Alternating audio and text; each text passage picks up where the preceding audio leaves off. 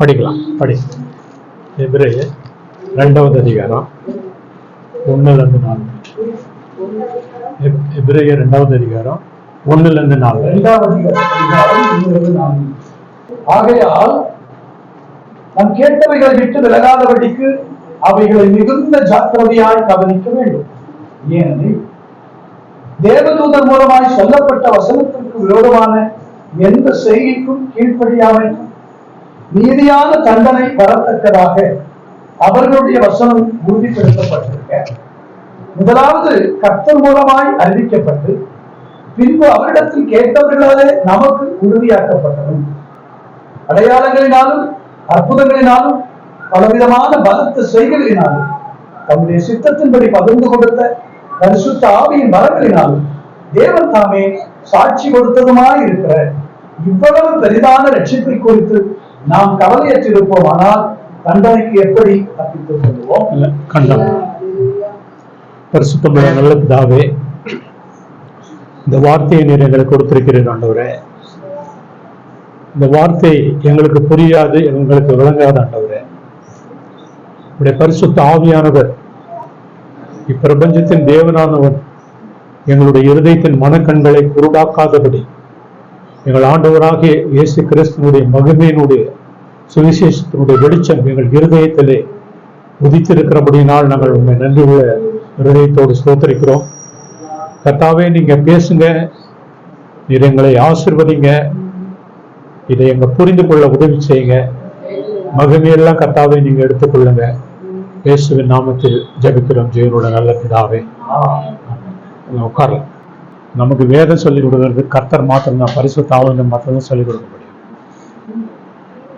இப்ப இந்த வசனத்துல படிச்சோம். அந்த வசனம் ஸ்டார்ட் பண்றப்ப ஆகையால்னு ஸ்டார்ட் பண்ணும், therefore அப்படின்னு ஸ்டார்ட் பண்ணும். எபிரேயர் 2வது அதிகாரம் 1வது வசனம் ஸ்டார்ட் பண்றப்ப ஆகையால். அப்ப ஆகையால்னா அதுக்கு முன்னால அது என்னன்னு படிச்சாதான் அந்த ஆகையால்ன்ற மீனிங் என்னன்னு தெரியும். அப்ப 1வது வசனத்தை சொல்லிட்டு அதனுடைய கண்டினியூஷன் 2வது வசனம், 3வது வசனம், 4வது வசனம் வருது. 1, 2, 3, 4. அங்க என்ன சொல்றாருன்னா, நான் அப்படியே சுருக்கமா 1வது அதிகாரத்தை அப்படியே பேரஃப்ரைஸ் பண்ணி சொல்றேன். நீங்க பைபிள் திறந்திருந்தா கூட பாருங்க. நீங்க அதுல அப்படியே பேரஃப்ரைஸ் பண்ணி சொல்றேன். அது என்ன சொல்றாருன்னா, 1வது அதிகாரத்துல முற்காலத்துல பிதாக்கள் ஆபிரகாம், ஈசாக்கு, யாக்கோபு அவர்கள் எல்லாம் பிதாக்களுக்கு தேவன் பேசும் பொழுது அவர்கள் பங்கு பங்காக வகை வகையாக தமிழ்ல இருக்கும், ஆனா இங்கிலீஷ்ல வேரியஸ் மீன்ஸ் அண்ட் வேஸ் இருக்கும். அப்படின்னா வெவ்வேறு விதமா பிதாக்களோடு பேசின தேவன் இந்த நாட்களில்னா புதிய ஏற்பாட்டின் நாட்களில் நம்மளுடைய காலங்கள்ல தேவன் ஒரு தீர்க்கதரிசி மூலம் பேசல, தேவனுடைய குமாரனாகிய இயேசு கிறிஸ்துவின் மூலம் பேசிட்டு இருக்கிறார். இன்னைக்கும் பேசிட்டு இருக்கிறார். தீர்க்கதரிசி இந்த புதிய ஏற்பாட்டு காலத்துல யாரும் இல்லை, அவங்க தேவையும் இல்லை. அதனால இந்த புதிய ஏற்பாட்டு நாட்கள்ல தேவன் எப்படி பேசுறாருன்னா, கர்த்தராகிய இயேசு கிறிஸ்து மூலமாயும் அவருடைய வார்த்தையின் மூலமாயும் அவருடைய ஆவியானவராகிய பரிசுத்த ஆவியானவர் மூலமாயும் நம்மளோட பேசிட்டு இருக்கிறார். அப்ப அவர் சொல்லிட்டு பேசினாரு. அடுத்தது இயேசுவை பற்றி அப்படி பேசிட்டு வரும். இவர் யாருன்னா, சகல உலகத்துக்கும் சுதந்திரவாளியாக மாற்றினார். அப்படின்னா வானம், பூமி, வானத்தில் உள்ளவைகள், பூமியில் உள்ளவைகள் எல்லாவற்றுக்கும் ஓனர் கர்த்தராகிய இயேசு கிறிஸ்து. எல்லாத்துக்கும் ஓனர் கர்த்தராகிய இயேசு கிறிஸ்து. அவரை சுதந்திரவாளியாக மாற்றினார். அவரை கொண்டு உலகங்களை உண்டாக்கினார். அப்படின்னா எல்லாத்தையும் உண்டாக்குனது, படைச்சது எல்லாமே பிதாவாகிய தேவனும் கிடையாது, பரிசுத்த ஆவியானவரும் கிடையாது, இயேசு கிறிஸ்து தான் படைக்கிறதுக்கு அவரை வைக்கிறார். இயேசு கிறிஸ்து பிதாவாகிய தேவன் ஸ்டெப் 1, அடுத்தது கர்த்தராகிய இயேசு கிறிஸ்து ஸ்டெப் 2, அவர் கீழே, அதுக்கு அடுத்தது ஸ்டெப் 3 பரிசுத்த ஆவியானவர். அப்படி கிடையாது. இப்படிதான் காட் ஹெட் அப்படின்வாங்க இங்கிலீஷ்ல. காட் ஹெட்னு சொன்னா பிதாவாகிய தேவன், இயேசு கிறிஸ்துவாகிய தேவன், பரிசுத்த ஆவியானவருடைய தேவன். இந்த 3 தேவன் இருக்கிறப்ப கிரியேஷன்ல என்ன பண்ணிட்டாருன்னு கேட்டீங்கன்னா, பிதாவாகிய தேவனும் பரிசுத்த ஆவியானவரும் இயேசு கிறிஸ்துவை வச்சு படைக்க சொல்லிட்டார். எல்லாமே வானத்தை பூமி கிரியேஷனுக்கு வந்து ஓனர், சொந்தக்காரர். அதனால தான் அவர் எல்லாத்துக்கும் சுதந்திரவாளி ஆக்கினார் அப்படின்னு அவர் சொல்லியிருக்கார். அவரை கொண்டு அவருடைய மகிமையின் சாயல், இயேசு கிறிஸ்து பிதாவாகிய தேவனுடைய மகிமையின் சாயல், அவருடைய வல்லமை உள்ள வார்த்தை எல்லாவற்றையும் தாங்கி கொண்டிருக்கிறது. இன்னைக்கு அவர் வார்த்தையை மட்டும் எடுத்துட்டாருன்னா வானத்திலிருந்து எல்லா சத்துவங்கள் அசைக்கப்படும், சூரியன் கீழே விழுந்துடும், சந்திரன் கீழே விழுந்துடும். அது ஒரு நாளைக்கு நடக்க போகுது. அது எப்ப நடக்கும்னு கேட்டீங்கன்னா, அவர் வார்த்தையை எடுத்துருவாரு. அதனால்தான் அந்த வசனம் சொல்லுது, அவருடைய சர்வ வல்லமை உள்ள வார்த்தை சகலத்தையும் தாங்கி கொண்டிருக்கிறது. அவர் தம்மாலே தாமே சுத்திகரிப்பை உண்டு பண்ணி, அதாவது நமக்கு நம்ம பாவத்தை கழுவுறதுக்கு பிதாவினுடைய மகிமையின் வலது பாரத்தில் இருக்கிற மகிமையின் சிங்காசனத்திலே வீற்றிருக்கிறார். இப்ப இவ்வளவு இயேசு கிறிஸ்துவை பற்றி சொல்லிட்டு அடுத்தது வந்து வரும். எப்படி வரும்னு கேட்டீங்கன்னா, தேவதூதர்களை கம்பேர் பண்றார். ஏன்னு கேட்டீங்க, என்ன பிரச்சனை வந்ததுன்னு கேட்டீங்கன்னா, பழைய ஏற்பாட்டு நாட்கள்ல, இந்த எபிரேய புக்கு எழுதின நாட்கள்ல தேவதூதர்களுக்கு இம்பார்ட்டன்ஸ் ரொம்ப அதிகமா கொடுத்தாங்க.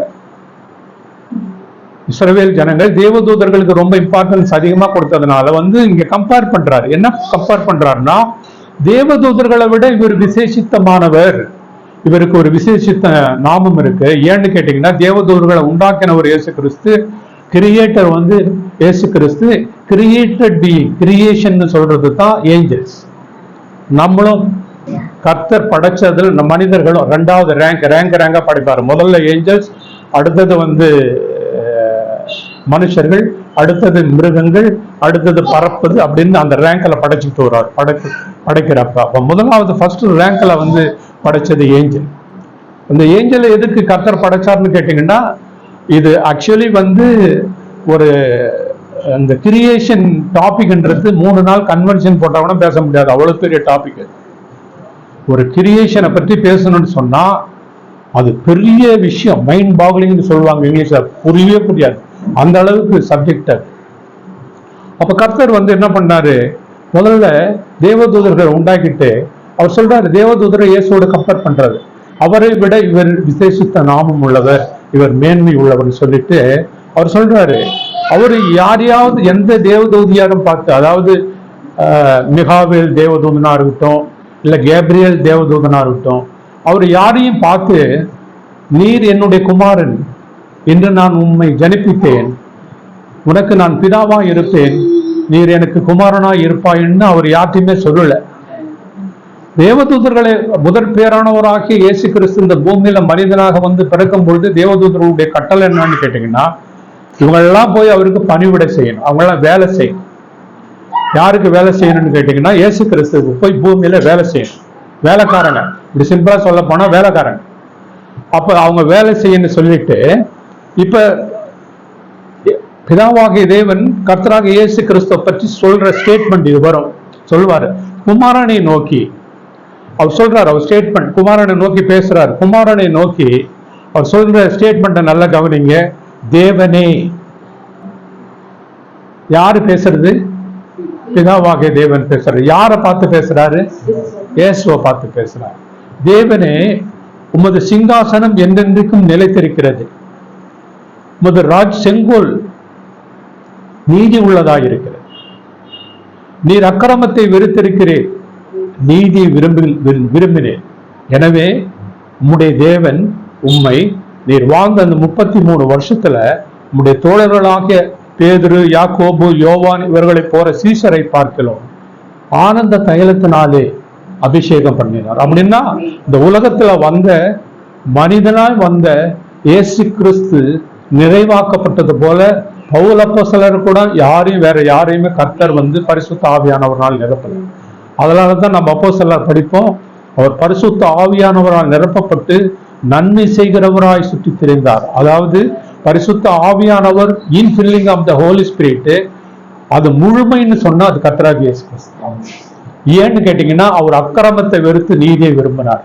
இன்னைக்கு அக்கிரமத்தை வெறுத்து நீதியை விரும்பாத யாரையும் நிரப்பவே மாட்டார். 100% அது உண்மை.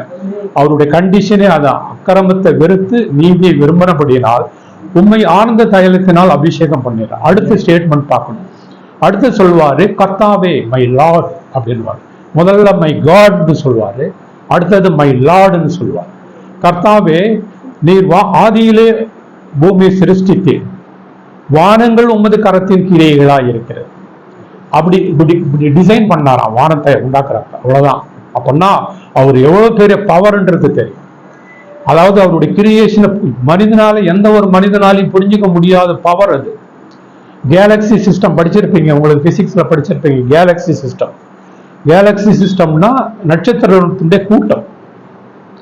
இந்த நட்சத்திரத்தினுடைய கூட்டம் வந்து இதுவரைக்கும் யாராலையும் கண்டுபிடிக்க முடியல. அது எவ்வளவு நட்சத்திரம் இருக்குன்னு சொல்லி, எவ்வளவு நட்சத்திரம் இருக்குன்னு இவங்க சும்மா ஏதோ ஒரு கணக்கு போட்டு ஏதோ ஒன்று சொல்றாங்களே தவிர நாசாவில் யாராலையும் இதுவரைக்கும் கண்டுபிடிக்க முடியல, கண்டுபிடிக்க முடியாது. அவ்வளோ பெரிய கிரியேஷன்ல அவ்வளோ பெருசு.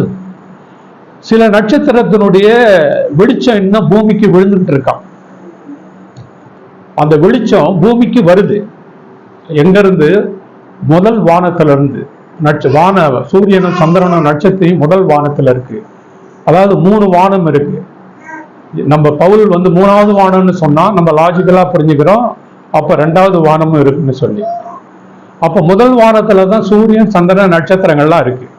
அந்த நட்சத்திரத்துல இருக்கிற வெளிச்சம் பூமியை நோக்கி வருது. எப்படி இப்ப சூரியனுடைய வெளிச்சம் பூமியை நோக்கி வருதோ, சந்திரனுடைய வெளிச்சம் பூமியை நோக்கி வருதோ, அது மாதிரி சில நட்சத்திரங்களுடைய வெளிச்சம் பூமியை நோக்கி வருது. ஒரு நிமிஷத்துக்கு 3 லட்சம் கிலோமீட்டர் ஸ்பீட்ல வருது. அதான் ஒரு செகண்ட்ல 3 லட்சம் கிலோமீட்டர் ஸ்பீடுல அந்த வெளிச்சம் கீழே இறங்குது. ஆனா இது வரைக்கும் அந்த வெளிச்சம் பூமிக்கு வரலையா. இந்த உலகம் உண்டானது ஒரு சயின்டிஸ்ட போய் கேட்டா 4.6 பில்லியன் இயர்ஸ்ன்றாங்க. அதாவது 464 வருஷம் கோடின்றாங்க சயின்டிஸ்ட், அப்படி சொல்றாங்க அவங்க. அப்ப ஒரு கற்பனைக்கு நம்ம கொண்டுட்டு வந்து பாருங்க, 464 வருஷமா ஒரு நட்சத்திரத்தினுடைய வெளிச்சம் வரலன்னு சொன்னா அவள் எவ்வளவு உயரமா இருக்கும், எவ்வளவு பெரிய உயரமா இருக்கும். அவளுக்கு திங்க் பண்ணி பார்த்தா நமக்கே புரியல, நமக்கு அப்படி தலையை சுத்துது. இதெல்லாம் எந்த மனிதனாலையும் அவ்வளவு பெரிய கிரியேட்டர் இயேசு கிறிஸ்து. இயேசு கிறிஸ்து அவ்வளோ பெரிய கிரியேட்டர், அவ்வளோ பெரிய சர்வ வல்லமையுள்ள தேவன். அதனால தான் அவரை பார்த்து கர்த்தாவே நீர் வானத்தையும் ஆதியிலே பூமி சிருஷ்டித்தீர், வானங்கள் உமது கரத்தின் கிரியைகளாக இருக்கிறது, அவைகளெல்லாம் அழிந்து போகும். அவைகளெல்லாம் ஒரு நாளைக்கு அழிந்து போக போது, உமக்கு அழிவில்லை. அவைகளெல்லாம் ஒரு வஸ்திரத்தை போல மாறிடும். ஒரு பழைய துணியை சுருட்டுறது மாதிரி சுருட்டுவீர். அவைகள் அழிந்து போகும், அவைகள் மாறி போகும், நீரோ என்றென்றும் மாறாதவராயிருக்கிறார். இயேசு கிறிஸ்து நேற்று இன்றும் என்றும் மாறாதவர். அவர் மாறாதவராயிருக்கிறேன் சொல்லிட்டு சொல்லுவாரு, எந்த தேவதூதரையாவது பிதாவாகிய தேவன் பார்த்து உம்முடைய சத்துருக்களை பாதப்படியாக்கி போடும் வரைக்கும் என் பாதத்துக்கு கீழே அமர்ந்திருந்து யாரையும் சொன்னதில்லை, என் வலது பாதத்துல உட்கார்ந்து இருக்குன்னு சொன்னதில்லை. ஆனா இயேசு கிறிஸ்துவ பார்த்து சொன்னாரு, இந்த சத்துருக்களை பாதப்படியாக்கி போடும் வரைக்கும். பிசாசு கடைசி நாட்களுக்கு பிறகு, நியாயத்திற்கு பிறகு அவனை கொண்டுட்டு போய் இயேசு கிறிஸ்து காலில் போட்டு, அவன் காலில் மட்டும் இல்லை நம்ம காலிலையும் போடுவார்னு சொல்லி தீர்ச்சியர்ல நம்ம படிச்சிருக்கோம். ஆமா, இயேசு கிறிஸ்து காலில் போட்டாலும் நம்ம காலில் போட்டாலும் ஒண்ணுதான், மீனிங் ஒண்ணுதான். ஏன்னு கேட்டீங்கன்னா அவரு தான் நமக்கு தலை, நம்ம சரீரம், அப்படிதான் பைபிள் சொல்லி இருக்கு. அப்ப போடுவார் சொல்லிட்டு கர்த்தர் சொல்லுவாரு, தேவதூதர்களை பற்றி சொல்றப்ப அவர் அவர்களை காற்றுகளா படைச்சிருக்கிறாரு, அவர்களை அக்கினியா படைச்சிருக்கிறாரு. கடைசி வசனம் ரொம்ப இன்ட்ரெஸ்டிங் வசனம், அதை மட்டும் படிங்க. 1வது அதிகாரம் கடைசி வசனம்.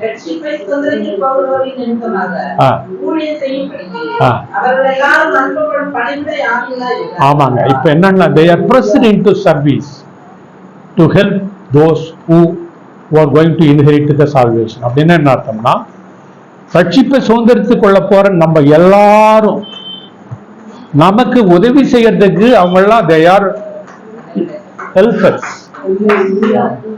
ஒரு ஏஞ்சல் நம்மள ஹெல்ப்பர் ஆக்கினா அப்ப நம்மளை எங்க வச்சிருக்கிறாருன்னு கொஞ்சம் பார்க்கணும். ஒரு ஏஞ்சல் 1,00,000 எத்தனை பேர் அடிச்சாங்க? 1,80,000 பேரை ஒரே ஒரு ஏஞ்சல் அடிச்சாங்க. அப்பேற்பட்ட சர்வ வல்லமுள்ள தேவனுக்கு அடுத்தபடியா அவர்கள் யாருன்னு கேட்டா புதிய ஏற்பாட்டுல நம்மளுடைய சர்வன்ட்ஸ். இப்படி சொல்லிட்டு தான் ஆகையால்ன்ற அந்த சென்டென்ஸ் ஸ்டார்ட் ஆகும். இதெல்லாம் சொல்லிட்ட பிறகு அதான் நான் உங்களுக்கு பேரப்ரைஸ் சொல்லிட்டேன். நீங்க வீட்டுல போய் படிச்சு பாருங்க. 1வது அதிகாரத்தில் என்ன இருக்குன்னு நான் அப்படியே சொல்லிட்டேன் உங்களுக்கு. சொல்லிட்டு ஆகையால் தேவதூதர்கள் பழைய ஏற்பாட்டு காலத்துல மோசேக்கு இஸ்ரவேல் ஜனங்களுக்கு கர்த்தர் கொடுக்கிறப்ப அவருக்கு பிரமாணங்களை கொடுத்தாரு, கட்டளைகளை கொடுத்தாரு. 613 பிரமாணங்கள் இருக்கு பழைய ஏற்பாட்டுல. 10 கட்டளை இருக்கு. ஆக 613 + 10 623 கட்டளை கொடுக்கப்பட்டிருக்கு இதுல. அதை கொடுக்கிறப்ப தேவன் கொடுக்கல. அதை கொடுக்கிறப்ப என்ன பண்ணிட்டாரு, ஒரு ஏஞ்சலை தான் அனுப்பிச்சார்.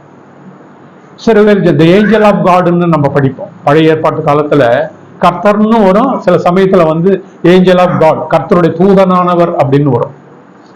அப்ப ஏஞ்சலை அனுப்பிச்சாரு. அனுப்பிச்சு அவங்களுக்கு என்ன பண்ணாரு, நியாயப்பிரமாணத்தை கொடுக்கிறார். நியாயப்பிரமாணத்தை கொடுத்துட்டு அந்த கொடுக்கறப்ப அது ஒரு 2 பார்ட்டி அக்ரிமெண்ட். 2 பார்ட்டி அக்ரிமெண்ட்னு கேட்டீங்கன்னா, இப்ப நம்ம ஒரு வீடை லீஸ் எடுக்கிறோம்னா ஓனரும் ரெண்ட்டுக்கு வர்றவங்களும் ஒரு அக்ரிமெண்ட் போட்டு சைன் பண்ணுவாங்க. ஒரு அக்ரிமெண்ட்ல 2 பார்ட்டி கையெழுத்து போடுவாங்க, எழுதி கொடுக்கறவங்க எழுதி வாங்குறவங்க. இந்த பழைய ஏற்பாட்டு பிரமாணங்கள் எல்லாம் என்னன்னு கேட்டீங்கன்னா, அது ஒரு 2 பார்ட்டி அக்ரிமெண்ட். அதுக்கு ஒரு மீடியேட்டர் தேவை. ஒரு 2 பேர் அக்ரிமெண்ட் போட்டுக்கிட்டா சாட்சின்னு சொல்லுவோம் தெரியுங்களா. அக்ரிமெண்ட் போட்டா சில பேர் சாட்சின்னு போடுவாங்க. அந்த சாட்சி தான் ஏஞ்சல்ஸ். அப்ப பழைய ஏற்பாட்டுல என்னன்னா, ஆண்டவர் என்ன சொல்றாரு, நான் இதை செய்வேன், நீங்க இதை செய்யணும். நான் சொல்றதை செய்யலன்னா உங்களுக்கு இந்த பனிஷ்மெண்ட் அப்படின்றதுதான் அக்ரிமெண்ட். அந்த அக்ரிமெண்ட்டை பழைய ஏற்பாட்டுல தேவன் எழுதி அவங்களுக்கு கொடுத்தார். புதிய ஏற்பாட்டுல இந்த வாக்கு தத்தம், அதாவது இந்த ரட்சிப்பின் சுவிசேஷம், த காஸ்பல் ஆஃப் சால்வேஷன், ரட்சிப்பின் சுவிசேஷத்தை கொடுக்குறப்ப ஏஞ்சல்லாம் அவர் வேணான்ட்டாரு. அவரே நேரா வந்துட்டார். ஏஞ்சல்லாம் வேணாப்பா, எனக்கு தேர்ட் பார்ட்டியே வேணாம், நானே அவருடைய ப்ராமிஸ் அவரு நேராவே கொடுக்குறாரு. அப்ப அதுதான் சொல்றது, அந்த வசனம் சொல்லுது, 2வது அதிகாரம் 1வது வசனம், தேவதூதர்கள் கொடுத்த வாக்கு தத்தத்தை கடைபிடிக்கலன்னு சொன்னா, மீறினா, கீழ்ப்படியலன்னு சொன்னா தண்டனை வந்துடும். ஒரு விபச்சாரம் பண்ணக்கூடாது பழைய ஏற்பாட்டுல. அப்படி யாராவது விபச்சாரம் பண்ணிட்டாங்கன்னா மோசேயினுடைய சாட்சியை 2 சாட்சியை வச்சு அவங்கள கல்லால் அடிச்சு கொண்டுடணும். இப்ப விபச்சாரம் பண்றவங்க ஏன்னு கேட்டீங்கன்னா, கர்த்தர் பாவத்தை இந்த தேசம் தீட்டுப்படாதபடி அவர் ஒவ்வொரு கட்டளை சொல்லி வச்சிருப்பார். இவர் என்ன சொல்றாரு, இந்த ஆத்தர் யாருன்னு தெரியாது. எல்லா புக்குக்கும் ஆத்தர் பேர் வந்திருக்கு. எபிரேயர் புக்கு எழுதுனது யாருன்னு தெரியாது. 66 புக்குக்கு ஒரே ஆத்தர் பரிசுத்த ஆவியானவர் தான். அதனால இங்க பரிசுத்த ஆவியானவர் என்ன சொல்றாருன்னா, அவர் என்ன சொல்றாரு, ஏஞ்சல் கொடுத்த ஒரு கட்டளையை மீறினாவே தண்டனையாச்சப்பா. இந்த சுவிசேஷத்தை குறித்து நீங்கள்லாம் என்னது இவ்வளவு நாள் இவ்வளவு கேர்லெஸ்ஸா இருக்கீங்களே, நீங்க அதை பத்தி எல்லாம் ஒன்றும் கவலைப்படுறது இல்லை, அதை ஒரி பண்றது இல்லை, அதை பற்றி சீரியஸா எடுத்துக்கிறது இல்லை. இது என்னன்னு கேட்டீங்கன்னா, முதலாவது தேவதூதர் இதை கொடுக்கல, தேவனே கொடுத்தார். இயேசு கிறிஸ்துவே வந்தார். இயேசு கிறிஸ்து கொடுக்கிறார். இந்த இயேசு கிறிஸ்து இந்த வார்த்தையை கொடுத்துட்டு, அந்த வார்த்தையை அவரு மரித்து அடக்கம் பண்ணப்பட்டு 3வது நாள் உயிரோடு எழுந்து பரலோக ராஜ்யம் போன பிறகு சீஷர்களை அந்த வேலையை அவங்க ஆரம்பிச்சு சொல்றாங்க. முதலாவது யோவான் ஸ்நானன் சொன்னார், மனம் திரும்புங்கள், பரலோக ராஜ்யம் சமீபமா இருக்குன்னார். அதுக்கு பிறகு அவரை சிறைச்சாலையில போட்டுட்ட பிறகு இயேசு அதை ஆரம்பிச்சிட்டார். அப்படி கண்டினியூ ஆகுது, மினிஸ்ட்ரி கண்டினியூ ஆகுது. அவர் பரலோகத்துக்கு போன பிறகு சீஷர்களுக்கு கட்டளை கொடுத்து, நீங்கள் சகல ஜாதிக்கும் போய் பிதா குமார் சுவிசேஷத்தை அறிவித்து பிதா குமாரன் பரிசுத்த ஞானஸ்தானம் கொடுத்து எனக்கு சீஷராக்குங்கள்னு சொல்லிட்டார். நீங்க சீஷராக்குங்கள்னு சொல்லி அப்படி வந்துகிட்டு இருக்கு. அவர்கள் சொன்னாங்க, இந்த இயேசு சுவிசேஷம் சொல்றப்பையும் அவரோடு இருந்த பரிசுத்த அப்போஸ்தலர்கள் சுவிசேஷம் சொல்றப்பையும் தேவன் அந்த சுவிசேஷத்தை மகிமைப்படுத்தினார். எப்படி மகிமைப்படுத்தினார்னா, அற்புதம் நடக்கும், அதிசயம் நடக்கும், வல்லமை விளங்கும், பரிசுத்த ஆவியானவருடைய வரங்கள் அப்படியே வெளிப்படும். அப்பதான் இவர்கள் ஒரு ஊருக்கு போறப்ப அந்த ஊருக்கு பவுல் போறப்ப வந்து அந்த ஊருக்காரங்கெல்லாம் தேவனே இங்க வந்துட்டாங்கன்னு சொல்லுவாங்க. 3வது மாடியில ஒரு பிரசங்கம் பண்ணிட்டு இருப்பாரு, அந்த கீழே வந்து செத்து போயிடுவான். அவன் கீழே போய் வந்து செத்த உடனே அவனை உயிரோடு எழுப்பிடுவார். அவங்க பரிசுத்த அவங்களுடைய துணி கர்ச்சிப்பு எதையாவது எடுத்து ஒரு வியாதியஸ்த மேல போட்டுட்டா சுகமாயிடும். குருடர்கள் பார்வடைஞ்சிருவாங்க, சப்பானிகள் நடப்பாங்க, மரித்தோர் உயிரோடு எழுந்திருப்பாங்க, தரித்திரத்துக்கு சுவிசேஷம் சொல்லப்படும், குஷ்டரோகி சுகமடைவாங்க. இப்படி பழைய ஏற்பாட்டு காலத்துல அற்புதங்களினாலும் அடையாளங்களினாலும் நிரூபிக்கப்பட்ட இந்த வார்த்தை. அதை தான் அவர் சொல்றாரு. அந்த ஆத்தர் என்ன சொல்றாரு, இப்பேற்பட்ட ஒரு வார்த்தையை நீங்க வந்து கவலையற்று இருப்போமானா நீங்க நினைச்சிருக்கீங்களா தப்பிச்சுக்கலான்னு சொல்லி. அதுக்கு என்ன அர்த்தம்னா, நீங்க என்ன நினைச்சுக்கிட்டு இருக்கீங்க உங்க மனசுல, நீங்க எல்லாம் தப்பிச்சிருவீங்கன்னு நினைச்சிட்டு அந்த அந்த இதுல வருது. அதாவது காஷனரி நோட்டுன்னுவாங்க பைபிள்ல. காஷனரி நோட்டுன்னா சிலதெல்லாம் எச்சரிப்பா வரும். அப்படியே அந்த எச்சரிப்பா வர்றப்போ அந்த வார்த்தையை ரொம்ப கவனமா பார்க்கணும். அவர் என்ன சொல்றாரு, நீ நினைச்சிட்டு இருக்கிறியா, நம்ம படிப்போம் கலாத்தியர் புஸ்தகத்துல, அந்த கலாத்தியர் புஸ்தகத்துல வரும், நீ மாம்சத்துக்குன்னு விதைத்தினா மாம்சத்தினால் என்னத்தை அறுப்ப, அழிவை பெற்றுக்கொள்ள. நீ பாவம் செய்து பாவத்திலே நீ நிலைத்திருந்தினா உனக்கு அழிவு தான். அதுல ஒன்றும் சந்தேகமும் கிடையாது. உனக்கு அழிவு தான். அழிவுன்னா சரீரத்துல மரணம் வந்துடும், வியாதி வந்துடும், ஆத்மாவுல மரணம் வந்துடும், உனக்கு ஒரு நன்மையும் கிடைக்காது, ஒரு ஆசீர்வாதமும் கிடைக்காது, நீ நாசமா போயிடுவன்றதான் அதனுடைய அர்த்தம். நீ நாசமா போவன்றதான் கரெக்டான இங்கிலீஷ் கரெக்டான வேர்டுல அது அப்படிதான் மீனிங். அழிவை அறுத்துக்கொள்வ. ஆவிக்கென்று விதைச்சிங்கன்னா, பரிசுத்த ஆவியானவருக்கு காவியின் கனி நீங்க கொடுத்தீங்கன்னா உங்களுக்கு பரிசுத்தமும் நித்திய ஜீவனும் சொல்லிட்டு ஒரு வேர்டு தான் ரொம்ப முக்கியமானது. God cannot be mocked. கர்த்தர் தம்மை பரியாசம் பண்ண ஓட்டார். அதுக்கு ஆக்சுவலி வந்து மீனிங் என்னன்னு கேட்டீங்கன்னா, கரெக்டா நம்ம ஒரு பாஷையில சொன்னா, கர்த்தர் ஒண்ணு எலிச்சவாயம் கிடையாதுன்னு அர்த்தம். நீ நினைச்சுக்காத அவரை வந்து இன்னைக்கு அநேக பேர் நினைச்சுட்டாங்க அவரை சும்மா இதெல்லாம் வந்து அவர் ஒண்ணும் பண்ண மாட்டாரு, அவர் வந்து ரொம்ப நல்லவர், அவர் ரொம்ப இரக்கம் உள்ளவர், அவர் கிருபை உள்ளவர். உண்மைதான், அதெல்லாம் இரக்கம்.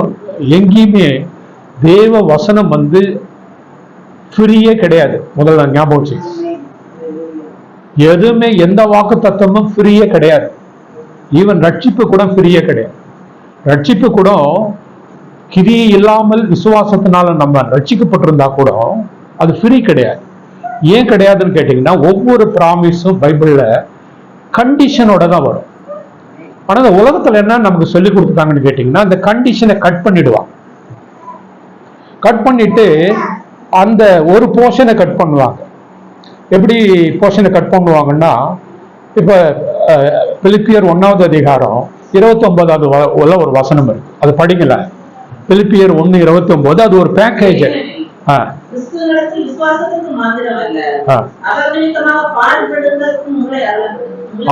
ஆமா, அப்படின்னு என்ன அர்த்தம்னா, அது ஒரு பேக்கேஜ். ஒரு பேக்கேஜ்னா நான் போய் வாங்குறப்ப அந்த பேக்கேஜ் தான் நான் வாங்கணும். அப்படின்னா என்ன அர்த்தம்னா, இப்ப எப்படி பேக்கேஜ் இவங்க விற்கிறாங்கன்னா, உங்களுக்கு ரட்சிப்பு, உங்களுக்கு ஆசீர்வாதம், ஆனா அந்த பாடுன்றத விட்டுருவாங்க. ஏன்னா பாடுன்னு சொல்லிட்டாங்கன்னா ஜனங்க வரமாட்டாங்க. அது பேக்கேஜ் எப்படி வருதுன்னு கேட்டீங்கன்னா, பாடுகளோட தான். ஒரு கிறிஸ்தவங்க அப்படின்னு சொன்னாவே பாடுகளோட இருக்கிறவங்க தான் கிறிஸ்தவங்க. அப்படி பாடுபடுறாங்கன்னா அதுக்கு என்ன சாட்சின்னா, ஓ இவங்க வந்து ரட்சிக்கப்பட்டுட்டாங்க அப்படின்னு அர்த்தம். அவங்களுக்கு ஏதாவது பிரச்சனை பாடு அப்படின்னு இருந்ததுன்னா என்ன அர்த்தம்னா, ஆனா இந்த உலகம்னா உலகத்தில் உள்ள கிறிஸ்தவங்கள்ட்ட நீங்க போய் கேட்டீங்கன்னா, பாடுன்னா அவங்க வந்து ஓஹோ கர்த்தர் இவரை கைவிட்டுட்டாரு போல இருக்கு, இவங்க ஏதோ ஒரு கஷ்டத்துல இருக்கிறாங்க அப்படின்னு. ஏன்னா காஸ்பல் மாறி போச்சு. இப்போ நம்ம எந்த டாபிக் வர போறோம்னா, இந்த காஸ்பல் மாறி போச்சுன்றதுக்கு தான் டாபிக்கே. இந்த டாபிக்ல வரும். அப்ப வந்து பேக்கேஜ் அப்படின்னு கேட்டீங்கன்னா, அவர் குமாரனா இருந்தாலும் அவர் பட்ட பாடுகளினாலே கீழ்ப்படிதலை கற்றுக்கொண்டார். யாரு? இயேசு கிறிஸ்து. இயேசு கிறிஸ்து குமாரன் தான், அவர் தேவன் மனிதனா வந்திருக்கிறார். இருந்தாலும் அவர் பட்ட பாடுகளினாலே கீழ்ப்படிதலை கற்றுக்கொண்டார் அப்படின்னு நம்ம பார்க்கிறோம். அப்ப பாடுகள் அப்படின்றது வந்து அது அவசியம். பாடுகள் இல்லாத ஒரு கிறிஸ்தவ பரிசுத்தமான வாழ்க்கை கிடையாது. நம்ம பரிசுத்தம் ஆயிட்டோம்னாவே பாடுகள் மத்தியில தான் போயாகணும். ஏன்னு கேட்டீங்கன்னா அதான் அவர் வச்சிருக்கிற ப்ராசஸ். அதை மாத்தி அவர் ஒண்ணுமே வைக்கல.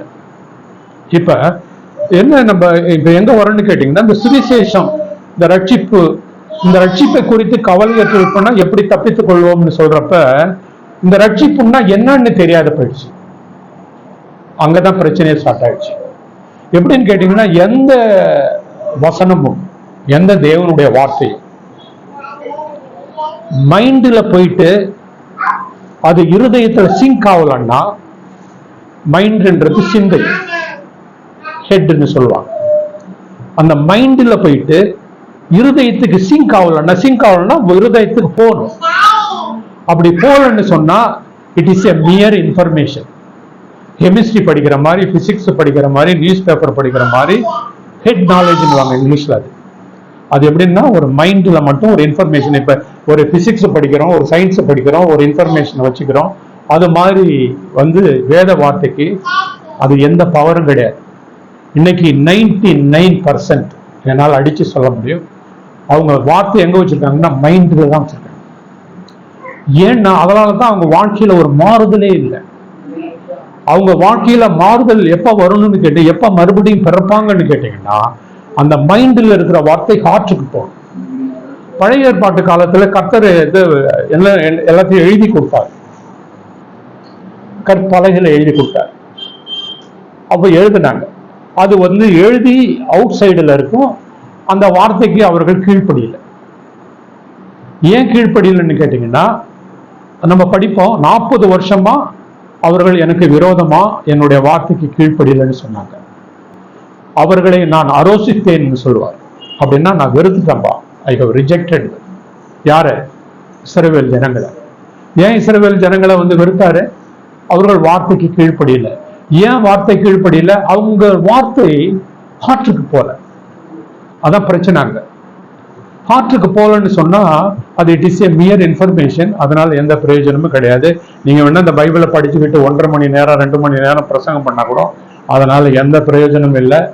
அது யாரையும் இருதயத்தை போட்டா அது எல்லா பட்டயத்திலும் இருபுறமும் கருக்குள்ள பட்டயம். அது இருதயத்துக்கு போயிடுச்சுன்னா ஷார்ப்பர் தென் டபுள் எட்ஜ்டு ஸ்வார்டுன்னு சொல்லுவோம். அது என்ன பண்ணுமா, ஹார்ட்டுக்குள்ள போகுமா. அது இருதயத்தையும்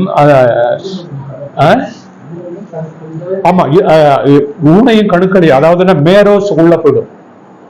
அதனால்தான் தேவனுடைய வார்த்தை சுகமாக்குறது வல்லமை அதுல இருக்கு. அந்த வார்த்தை போன்ஸுக்குள்ள, மேரோவுக்குள்ள, அதான் ஊன் கணுக்கன்னு சொல்லுவோம். உள்ள இருதயத்தின் நினைவுகளின் சிந்தனைகளையும் வகை இருக்கும். அது என்ன பண்ணணும், ஆத்மாவையும் ஆவியும் பெனட்ரேட் பண்ணும். இங்க நம்ம படிக்கிறப்போ உருவ குத்தும்னு சொல்லுவாங்க. உருவ குத்தும்னா என்னன்னு கேட்டீங்கன்னா, அந்த வேர்ட்ஸ் உள்ள பூந்துருச்சுன்னா ஆத்மாவுக்குள்ளேயும் ஆவிக்குள்ளேயும் அது வேலை செய்ய ஆரம்பிச்சு. இது நல்லா பிசாசுக்கு தெரியும். அதனால என்ன பண்ணுவான்னு கேட்டீங்கன்னா, வேதத்தை படிக்கிறப்ப மைண்டோட போயிடுன்றான். அந்த வேதத்தை நீ தியானிக்காத. கேட்டியா, பிரசங்கம் பண்ணாங்களா, இங்கே வச்சுக்கோ, அதோட போயிடு. அது ஆண்டவர் இதை ஒரு இதுல சொல்லி கொடுப்பார். ஒரு பேரபிள்ஸ்ல சொல்லுவார். ஒருத்தன் விதைக்க புறப்பட்டான்.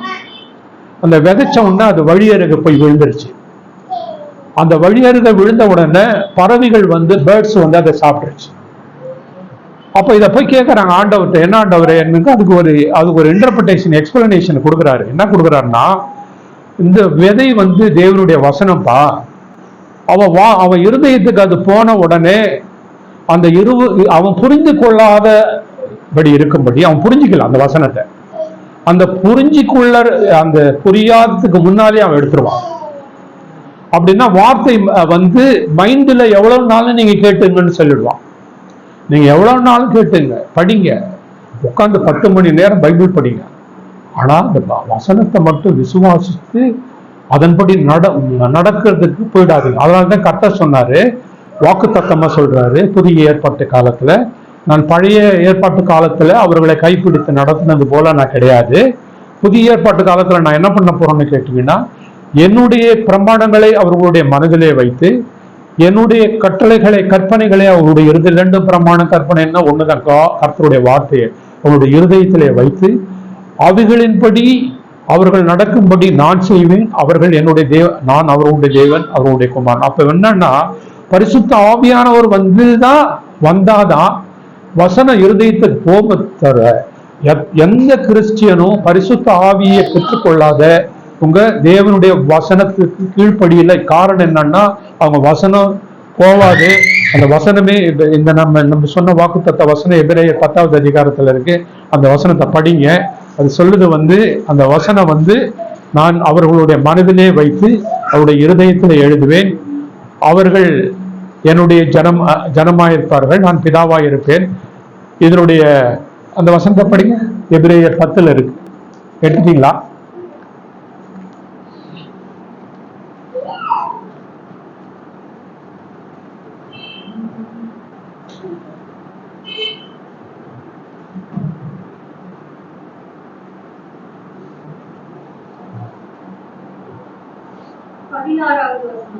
அந்த நாட்களுக்கு பின்பு நான் அவர்களோடு பண்ணும் உடன்படிக்கையாவது, நான் என்னுடைய பிரமாணங்களை அவர்களுடைய இருதயங்களில் வைத்து அவைகளை அவர்களுடைய மனதில் எழுதுவேன் என்று கர்த்தர் சொல்கிறார் என்பதை உரைத்த பின்பு. போதும். இப்ப பாருங்க, புதிய ஏற்பாட்டுல பரிசுத்த ஆவியானவர் பெற்றுக்கொண்ட அத்தனை பேருக்கும் தேவன் எங்க வைக்கிறாரு? வார்த்தைய இருதயத்துல வைக்கிறாரு. பரிசுத்த ஆவியானவரை பெற்றுக்கொள்ளாத, தேவனுடைய வார்த்தைக்கு கீழ்ப்படியாத, தேவனுடைய சத்தத்திற்கு செவி கொடுக்காத, தேவனுடைய சித்தத்தை செய்யாத, மாம்சத்துல வாழ்கிற எந்த கிறிஸ்டியனுக்கும், உலகத்தின்படி வாழ்கிற எந்த கிறிஸ்டியனுக்கும் வாக்குத்தத்தம் சொல்லுது எழுதவே மாட்டார். அந்த கண்டிஷன் பாருங்க, கண்டிஷன் சொல்லுவார் கர்த்தர். கண்டிஷன் இல்லாம அவருடைய வாக்குத்தத்தம் இல்லைன்றதான் இப்ப நம்ம பேசுறோம். இப்ப கண்டிஷன் வரும். எப்படி வரும்னு கேட்டீங்கன்னா, அந்த கண்டிஷன் வர்றப்ப அந்த கண்டிஷனை ரொம்ப ஜாக்கிரதையா கவனிக்கணும். எப்படி வரும்னு கேட்டீங்கன்னா, 1 யோவான் 6வது அதிகாரத்துல கர்த்தர் சொல்லுவாரு, அவர் சொல்லுவாரு, கர்த்தர் ஒளியாய் இருக்கிறேன், நான் ஒளியாய் இருக்கிறேன், என்னோடு நடக்கிறவன் ஒளியிலே நடக்கிறான். 1 யோவான் 1வது அதிகாரம் 6வது வசனம் தானே படிக்கிறீங்க. அவர் ஒளியில் நடப்பது போல நாமும் ஒளியிலே நடந்தால், ஆமா, அவர் ஒளியில் படப்பது போல நாமும் ஒளியில நடந்தால் அவரோடு ஐக்கியப்பட்டிருப்போம். அப்பொழுது இயேசு கிறிஸ்துவுடைய ரத்தம் சகல பாவங்களை நீக்கி நம்மை சுத்திகரிக்கும். அவ்வளவுதாங்க. அது இஃப் அப்படின்னு வரும். இஃப் யூ வாக், நீ நடந்தினாதான் இயேசு கிறிஸ்துவுடைய ரத்தம் பாவத்தை மன்னிக்குமே தவிர, நம்ம தேவன் ஒளியாக இருக்கிறார்னா அவர் சத்தியம் உள்ளவர், ஒரு நீதிபரர், அவர் அக்கிரமத்தை வெறுக்கிறவர், நீதி விரும்புகிறவர், அவர் உண்மை உள்ளவர், அவர் அன்புள்ளவர், அவர் பரிசுத்தம் உள்ளவர், அவர் இரக்கம் உள்ளவர். அவரை மாதிரி நம்ம நடக்கும் பொழுதுதான் இயேசு கிறிஸ்துவோட ரத்தம் நம்ம பாவத்தை மன்னிக்குமே தவிர, இது என்ன, இது கண்டிஷனல் ப்ராமிஸ். இப்ப நான் சொன்னது கண்டிஷனல் ப்ராமிஸ். இது என்ன பண்ணிடுவாங்கன்னா, கண்டிஷனை எடுத்துட்டு சொல்லிக் கொடுப்பாங்க. எப்படி சொல்லிக் கொடுப்பாங்கன்னா, இயேசு கிறிஸ்துவோட ரத்தம் வருது, உங்க பாவத்தை மன்னிக்குது, 100% மன்னிக்க. 100% ஏன்னு கேட்டீங்கன்னா, பிசாசு அவனுடைய வஞ்சனை என்னன்னு கேட்டீங்கன்னா, முதல்ல அவன் உண்மையான செய்தியை ரீச் பண்ண விடமாட்டான். அங்க போறதுக்கு முன்னாலே அங்க தடுத்துருவான். அதுக்கு பிறகு போயிட்ட பிறகு கூட அந்த வார்த்தை கிரியை செய்யாத அளவுக்கு அவன் பார்த்துக்குவான். அவன் ரொம்ப கில்லாடி. அவனை நம்மளை இன்னொன்னு அவனை தப்பா சொல்லி கொடுத்துட்டாங்க. அவனை ரொம்ப கேஷுவலா டீல் பண்றோம் நம்ம பிசாசு. அவனை கேஷுவலா டீல் பண்ற அளவுக்கு அவன் ஒரு சாதாரண ஆள் கிடையாது. அவன் பெரிய ஆளு, ரொம்ப தந்திரமானவன். ரொம்ப ஒரு ஆளை கவுக்கணும்னா அவன் கவுத்துட்டு போயிட்டே இருப்பான். வசனத்தை வச்சு மடங்கிட்டு போயிட்டே இருப்பான். வசனத்தை தான் கேட்பான். வசனம் புரியாத அளவுக்கு தப்பா சொல்லி கொடுத்துருவாங்க உங்களுக்கு. வசனத்தை என்ன பண்ணுவாங்க, சொல்லி கொடுக்குறப்ப தப்பா அவுட் ஆஃப் த கான்டெக்ட்ல சொல்லி கொடுப்பாங்க. எப்படி அவுட் ஆஃப் த கான்டெக்ட்ல சொல்லி கொடுப்பாங்கன்னு கேட்டீங்கன்னா, ஒரு வசனம் இருக்கும், அந்த வசனத்தை என்ன பண்ணுவாங்க, தப்பா சொல்லி கொடுப்பாங்க. எப்படின்னா, நம்ம கொலேசியர் புஸ்தகத்துல படிப்போம். கொலேசியர் புஸ்தகத்துல நம்ம படிக்கிறப்ப எஜமான்களை பற்றி கர்த்தர் பேசுவார். கொலேசியர் 4ல் வரும். வேலைக்காரரை பத்தி சொல்றப்ப அவர் சொல்லுவாரு,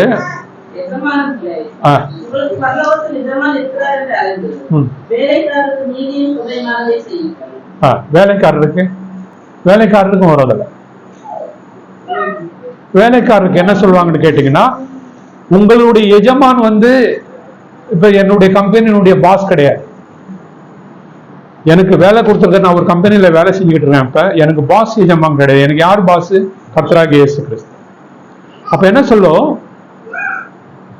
நீ உனக்கு பாஸ் கர்த்தராகிய இயேசு கிறிஸ்துன்றதுனால உன் மனப்பூர்வமாய் நீ வேலை செய். ரிவார்டு கொடுக்க போற ஒரு எஜமா கிடையாது, கர்த்தர் தான் ரிவார்டு கொடுக்க போறாரு. அது அந்த இடத்துல வசனம் வரும், நீங்கள் மனுஷனுக்கு என்று செய்யாமல் தேவனுக்கு என்று செய்யுங்கள். இப்ப என்ன பண்ணிடுவாங்க, இந்த வசனத்தை பிரிச்சு தனியா எடுத்துட்டு வந்துடுவாங்க. இப்ப அவுட் ஆஃப் த கான்டெக்ஸ்ட் நான் எப்படி சொல்றேன்னு கேட்டீங்கன்னா, ஒரு வார்த்தையை தனியா எடுத்துட்டு போயிட்டோம்னா வேற வார்த்தையா வந்துடும். இப்ப இதை மட்டும் எடுத்து நான் சொல்லுவேன், எனக்கு காணிக்க கொடுங்க, எனக்கு உதவி செய்யுங்க, நீங்க மனுஷனுக்கு கொடுக்கல தேவனுக்கு கொடுக்குறீங்கன்னு சொல்லிடுவோம். இப்போ நமக்கு வசனம் தெரியாது இல்ல, நம்ம வசனம் படிச்சாதான் இந்த வசனம் வர்றப்ப தெரியும், ஓஹோ இது ஃப்ராடு மெசேஜ் இல்லை. நமக்கு இப்படி ஃப்ராடு மெசேஜே தெரியாதுல்ல, நம்ம நம்பிடுவோம். இதுதான் அவுட் ஆஃப் த கான்டெக்ஸ்ட் போய் சொல்லுது. பிசாசு ரொம்ப கெட்டிக்காரன். அவன் என்ன பண்ணுவான்னா, பைபிளே அவுட் ஆஃப் த கான்டெக்ட்ல போய் சொல்லிக் கொடுப்பான். அவுட் ஆஃப் த கான்டெக்ட்ல போய் சொல்லிக் கொடுப்பான். ரொம்ப டேஞ்சரஸ் பார்ட்டின்றது எப்படின்னு கேட்டீங்கன்னா, எப்படி அவுட் ஆஃப் த கான்டெக்ஸ்ட், ஆதாமையும் ஏவாளையும் கர்த்தர் படைச்சப்ப, ஏதேன் தோட்டத்துல வச்சிருந்தப்ப அவர்களை இன்னோசென்ட்டா படைச்சார். இன்னோசென்ட்னா சூதுவாது தெரியாதவங்க, ஒரு குழந்தை மாதிரி மைண்டு அவங்க நல்ல ஏஜ்ல இருந்தா கூட, குரோன் அப் ஏஜ்ல இருந்தா கூட அவங்களுடைய மைண்டு ஒரு குழந்தை மாதிரி. ஆதாம ஏவாளையும் கர்த்தர் படைச்சி, கர்த்தர் கண்டிப்பா தெரியும் பிசாசு வருவான், அவன் ஏமாத்துவான்னு தெரிஞ்சேதான் அவருடைய கிரியேஷன்ல, அவருடைய படைப்பிலே அவருடைய ஃபோர் நாலேஜ்னு நம்ம படிப்போம். அவருடைய ஃபோர் நாலேஜ்னு அவருக்கு எல்லாமே தெரியும். உலகம் உண்டாவதுல இருந்து இந்த உலகம் முடிய போய் இயேசு கிறிஸ்து அவங்க எல்லாம் எடுத்துக்கொள்ளப்பட வரைக்கும் என்ன நடக்கும்ன்றதுல கம்ப்ளீட்டா அவருக்கு தெரியும். அவருக்கு எல்லாம் தெரிஞ்சுதான் இவர்களை கொண்டுட்டு விடுறாரு. கொண்டுட்டு விட்டுட்டு அவருதான் பிசாச அலோ பண்றார். பிசாச போன்னு சொல்லல, நல்ல கவனிக்க, பிசாச போன்னு சொல்லல, அவங்கள போய் கெடுத்துருன்னு சொல்லல, அலோ பண்றார், ப்ரொவிஷன் வச்சுட்டார். இஸ் ப்ரொவைடட் அப்படின்னா அதுக்கு உண்டு பண்ணிட்டார். இப்ப என்னன்னு கேட்டீங்கன்னா, இப்ப பிசாசு வரான். பிசாசு அந்த அம்மாட்ட பேசுறான், ஏவாள்கிட்ட தான் பேசுறான். அந்த அம்மாட்ட என்ன கேட்கிறான், எல்லா பழத்தையும் ஒரு பழத்தை கூட சாப்பிடக்கூடாதுன்னு சொல்லிட்டாரான்னு கேட்டான். கர்த்தர் சொன்னது நீ எல்லா பழத்தையும் சாப்பிடலாம், ஒரு பழத்தை சாப்பிடக்கூடாது. அவன் என்ன சொல்றான், ஒரு பழத்தையும் சாப்பிடக்கூடாதுன்னு சொல்லிட்டாரான்னு. இந்த அம்மா உடனே சும்மா இல்லாம இவங்க என்ன பண்ணாங்க, நாங்க எல்லா பழத்தையும் சாப்பிடலாம், இந்த நடுவுல இருக்கிற விஸ்டம் ட்ரீ, என்னது சொல்றது, நாலேஜ் ஆஃப் ட்ரீ, நன்மை தீமை அறிந்து கொள்ளக்கூடிய, அதை சாப்பிடக்கூடாது அப்படின்னு சொன்னான். பைபிள் ஸ்காலர்ஸ் இப்படி எழுதுறாங்க, இதான் இந்த மரம்னு வச்சுங்களேன், இந்த இடத்துல தான் நின்று பேசிட்டு இருக்காங்களாம். பேசிட்டு இருக்க என்ன பண்ணானா பிசாசு, அந்த அம்மா பிடிச்சி தள்ளிட்டானா அந்த மரத்துல. அந்த அம்மா போய் தொட்டுடுச்சு, அந்த மரத்தை தொட்டுடுச்சான். இந்த அம்மா ஒரு அடிஷனல் பிட்டு போட்டு சொன்னிச்சு, நாங்க இந்த பழத்தை சாப்பிட்றது மட்டும் கிடையாது, தொடக்கூட கூடாதுன்ட்டாங்க. கர்த்தர் சொன்னாரு சாப்பிட்றது மட்டும் இல்ல, தொடக்கூட கூடாது. அப்ப பிசாசு சொன்னானா, தொட்டுட்ட இல்ல, சாவல இல்ல, அவர் சும்மா சொல்லி இருக்கிறாரு, அவர் சும்மா சொல்றாரு, நீங்கெல்லாம் தேவனை போல மாறிடுவீங்க அப்படின்ற பொறாமையில அவர் அப்படி சொல்லிட்டாருன்னு சொல்லி அவன் வசனத்தை அப்படி டிஸ் பண்ணுவான். ரொம்ப கெட்டிக்காரன் அவன். டிஸ் பண்ண முடியாத முதலாவது ஆதாம் டிஸ் பண்ணா, பாவம் வந்தது. ஒரு மனிதன் பாவம் செஞ்சா, பாவத்தினால மரணம் வந்தது. அந்த மரணம் பாவமும் மரணமும் எல்லாரையும் மேற்கொண்டதுன்னு ரோமர் 5வது அதிகாரத்துல படிக்கும். ஒரே மனிதனால பாவம் வந்தது, அதனால மரணம் வந்தது.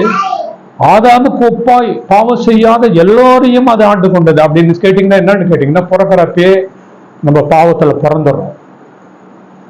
அந்த பாவத்துல பிறந்துட்டு, அதனாலதான் சங்கீதத்துல நம்ம படிப்போம் 59 என் தாய் என்னை பாவத்திலே கற்பம் தரித்தாள் அப்படின்னா, அவர் பிறக்கிறப்பே நான் பாவின்னு சொல்றாரு.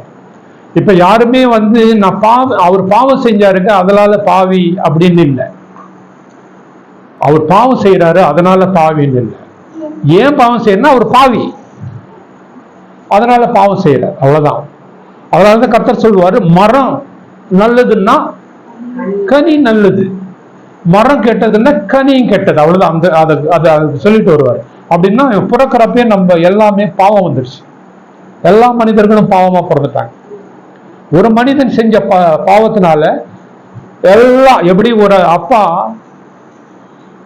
கடன் வாங்கிட்டு கடனை கட்டாம ஒரு 10 லட்சம் கடனை வச்சுட்டு செத்து போயிட்டாருன்னா, அடுத்த 2 பையன்னா அந்த கடன் அந்த பையங்க தான் தலையில விழுந்துரும். அதே மாதிரி ஒருத்தன் செஞ்ச பாவத்தினால எல்லா மனிதருக்கும் பாவம் வந்துருச்சு. இப்ப கிரியேஷன்ல காரிடார்ல உட்கார்ந்து பிதாவாகிய தேவன், ஆண்டவராகிய இயேசு கிறிஸ்து, பரிசுத்த ஆவியாகிய தேவன், இயேசு கிறிஸ்து, இவங்க 3 பேரும் உட்கார்ந்து அவங்க பேசிட்டு இருக்கிறாங்க அந்த காரிடார்ல. அந்த காரிடார் நான் என்னுடைய கற்பனையில நான் புரிஞ்சுக்கிட்டது 3வது வாரத்துல உட்காந்து பேசிட்டு இருக்காங்க. அப்ப பேசிட்டு இருக்கிறப்ப அவங்க கிரியேட் பண்ண போறாங்க. கிரியேஷனை அப்ப வானம் கிடையாது, பூமி கிடையாது. நம்ம எல்லாத்தையும் கேட்டா வேதத்தினுடைய முதல் வசனம் என்னன்னு கேட்டா நம்ம என்ன சொல்லுவோம்? ஆமா, அது கிடையாது. ஆக்சுவலி வேதத்துல இருக்கிற முதல் வசனம் இன்சிடென்ட் என்னன்னு கேட்டீங்கன்னா, எபேசியர் 1வது அதிகாரம் 4-5 படிங்க. அதுதான் முதலாவது இன்சிடென்ட்டை காமிக்காது. தமக்கு முன்பாக நாம் அன்பில் பரிசுத்தம் உள்ளவர்களும் குற்றமில்லாதவர்களுமாய் இருக்கும்படிக்கு அவர் உலக தோற்றத்துக்கு முன்னே கிறிஸ்துவுக்குள் நம்மை தெரிந்து கொண்டார். அவ்வளவுதாங்க. இந்த செலக்ஷன் நல்லா கவனிங்க. இந்த செலக்ஷன் எப்ப நடக்குதுன்னு கேட்டீங்கன்னா, வானம் கிடையாது, பூமி கிடையாது, தேவதூதர்கள் கிடையாது, மனுஷன் கிடையாது, யாருமே கிடையாது. ஆனா செலக்ஷன் பண்றாரு. இப்ப செலக்ஷன் எப்படிங்க? நம்பரையா பண்ணாரு? ஏதோ ஒரு 0வா பண்றாரா? எப்படி செலக்ட் பண்றாரு? பேர் சொல்றாரு. எப்படி பேர் சொல்றாருன்னா, எரேமியா தீர்க்கதரிசி சொல்வாரு, நீ பிறக்கிறதுக்கு முன்னாலே நீ தீர்க்கதரிசியா நீ இருக்கணும்னு சொல்லி நான் உன்னை தெரிந்து கொண்டேன் அப்படின்னு சொல்லி, பிறக்கிறதுக்கு முன்னாலே, பிறக்கிறதுனா உலகம் உண்டாவதுக்கு முன்னாலே எரேமியான்னு பேர் சொல்றாரு. அதனால்தான் சங்கீதத்துல படிப்பா அவர் பேர் சொல்லி அழைத்தாருன்னு. ஒரு பேர் சொல்லி அழைத்தான் முதல்ல நேம் பண்ணிடுறாரு. இப்ப நம்ம எல்லாம் பிறந்த உடனே நமக்கு அம்மா அப்பா பேர் வைக்கிறாங்களே, அந்த பேரு உலகம் உண்டாவதுக்கு முன்னாலே அவர் வச்ச பேரு. அந்த பேரை என்ன பண்றாரு? பேர் வச்சுட்டு அவங்களுக்கு என்னன்னு அந்த புக்கில், ஒவ்வொருத்தருக்கும் ஒரு புக் இருக்கு, அந்த புக்கில் எழுதுறாரு. அதனால்தான் சங்கீதத்தில் நம்ம படிப்போம், நான் உருவேற்படும் நாளும் எனக்கு நியமிக்கப்பட்டிருக்கிற காரியங்கள் புஸ்தகத்தில் எழுதியிருக்கிறது. அப்படின்னு என்ன அர்த்தம்னா, நம்ம பேரை போட்டு என்னைக்கு நான் பிறக்க போறேன், என்னைக்கு நான் கர்த்தரோட சேர போறேன், ஒவ்வொரு நாளும் காலண்டர் போட்டு இன்னைக்கு எனக்கு என்ன நடக்கும், நாளைக்கு எனக்கு என்ன நடக்கும், நாளன்னைக்கு எனக்கு என்ன நடக்கும்னு உலகம் உண்டாவதுக்கு முன்னாலே அந்த டைரியில் அவர் எழுதிச்சு. ஆமா, உலகம் உண்டாவதுக்கு முன்னாலே அவருக்கு தெரிஞ்சிடுது. ஏன்னா அவருடைய அவருக்கு 4 நாலேஜ் உண்டு. 4 நாலேஜ்னா எல்லாத்தையும் அந்த யார் பிசாசு கூட அந்த நாலேஜ் கிடையாது. பிசாசுக்கு நாலேஜ், பாஸ்ட் நாலேஜ் தெரியும். அதனாலதான் பொய் சொல்லி ஏமாத்திடுவான். பாஸ்ட் நாலேஜ்னா 100 வருஷத்துக்கு முன்னால என்ன நடந்ததுன்னு தெரியும். இப்ப எங்க தாத்தா வாழ்க்கையில என்ன நடந்ததுன்னு சொல்லி அவனுக்கு தெரியும். ஏன்னா அவன் ரொம்ப நாளா இருக்கிறான். ஆனா நாளைக்கு அடுத்த நிமிஷம் என்ன நடக்குன்னு அவனுக்கு தெரியாது. கர்த்தருக்கு மாத்திரம் தான் தெரியும். அந்த பவரை அவர் யாருக்கும் கொடுக்கல, கர்த்தருக்கு மாத்திரம். அப்போ உலகம் உண்டாவதற்கு முன்னாலே தெரிந்து கொண்டார். செலக்ஷன் அப்படின்னு வரும். ஓகேவா? இப்ப தெரிந்து கொண்ட பிறகு அடுத்த கேள்வி வரும், எதுக்குமே தெரிந்து கொண்டாரு? ஏதோ ஒரு பர்பஸ் இருக்குல்ல. இப்ப எதுக்காக வானத்தை உண்டாக்கல, பூமியை உண்டாக்கல, மனுஷனை உண்டாக்கல, தேவதூரை உண்டாக்கல, ஆனா நம்மள டைரி போட்டு எழுதிட்டார். அப்ப நம்ம என்னைக்கு பிறக்கணும், என்னைக்கு வாழணும், எப்படி வாழணும், நம்மளுடைய வாழ்க்கை என்னன்றத ஆல்ரெடி தீர்மானிச்சிட்டார். இப்பதான் இந்த செயின் ஆஃப் சால்வேஷன் சொல்லுவாங்க. அதாவது ரோமர் 8வது அதிகாரம் 28, 29, 30 அது வரும். அது என்ன வரும்னு கேட்டீங்கன்னா, அவர் என்ன பண்ணாரா,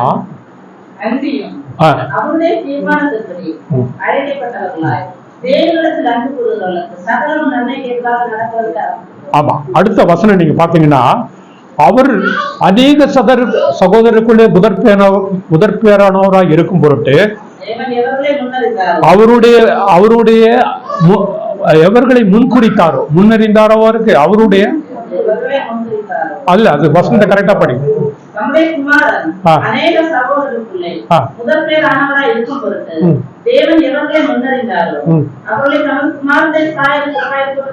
ஆமாங்க, அதுதான் செலக்ஷன் அண்ட் ப்ரீடெஸ்டினேஷன் அப்படின்னு அதான் ஃபர்ஸ்ட் ஸ்டார்ட் பண்றாங்க. அவங்க உட்காந்து அந்த காரிடார்ல பேசிட்டு இருக்கிறாங்க. அந்த காரிடார்ல என்னன்னா இப்படி பண்ணிட்டாரு. இப்ப எப்படி எதுக்காக செலக்ட் பண்றாருன்னு கேட்டீங்கன்னா, இப்ப வந்து ஏன் ஒருத்தரை விட்டுட்டு ஒருத்தரை செலக்ட் பண்ற? அவர் எல்லாரையும் ரட்சிக்க வரல, அது நிறைய பேருக்கு தெரியாது. ஆனா சுவிசேஷத்தை எல்லாத்துக்கும் சொல்லிட்டார், எல்லாத்தையும் சொல்லிடுப்பான்ட்டார், எல்லாத்துக்கும் போய் சொல்லு. ஆனா அவருக்கு தெரியும் எல்லாம் ரட்சிக்கப்படுது.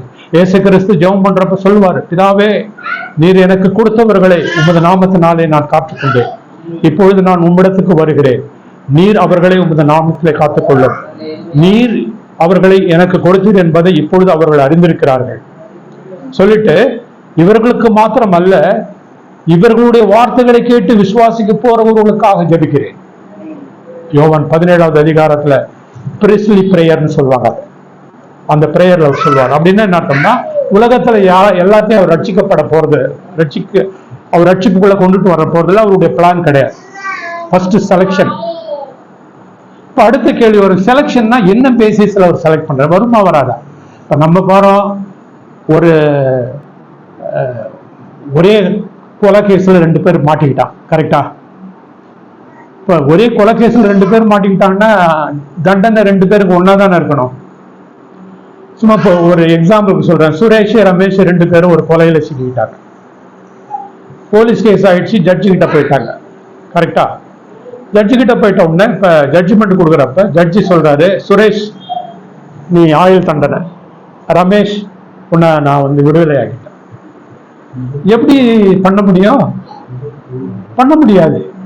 அதனாலதான் வந்து கர்த்தர் நீதிபரரும் நீதி உள்ளவரும் நம்ம படிப்போம் ரோமர்ல.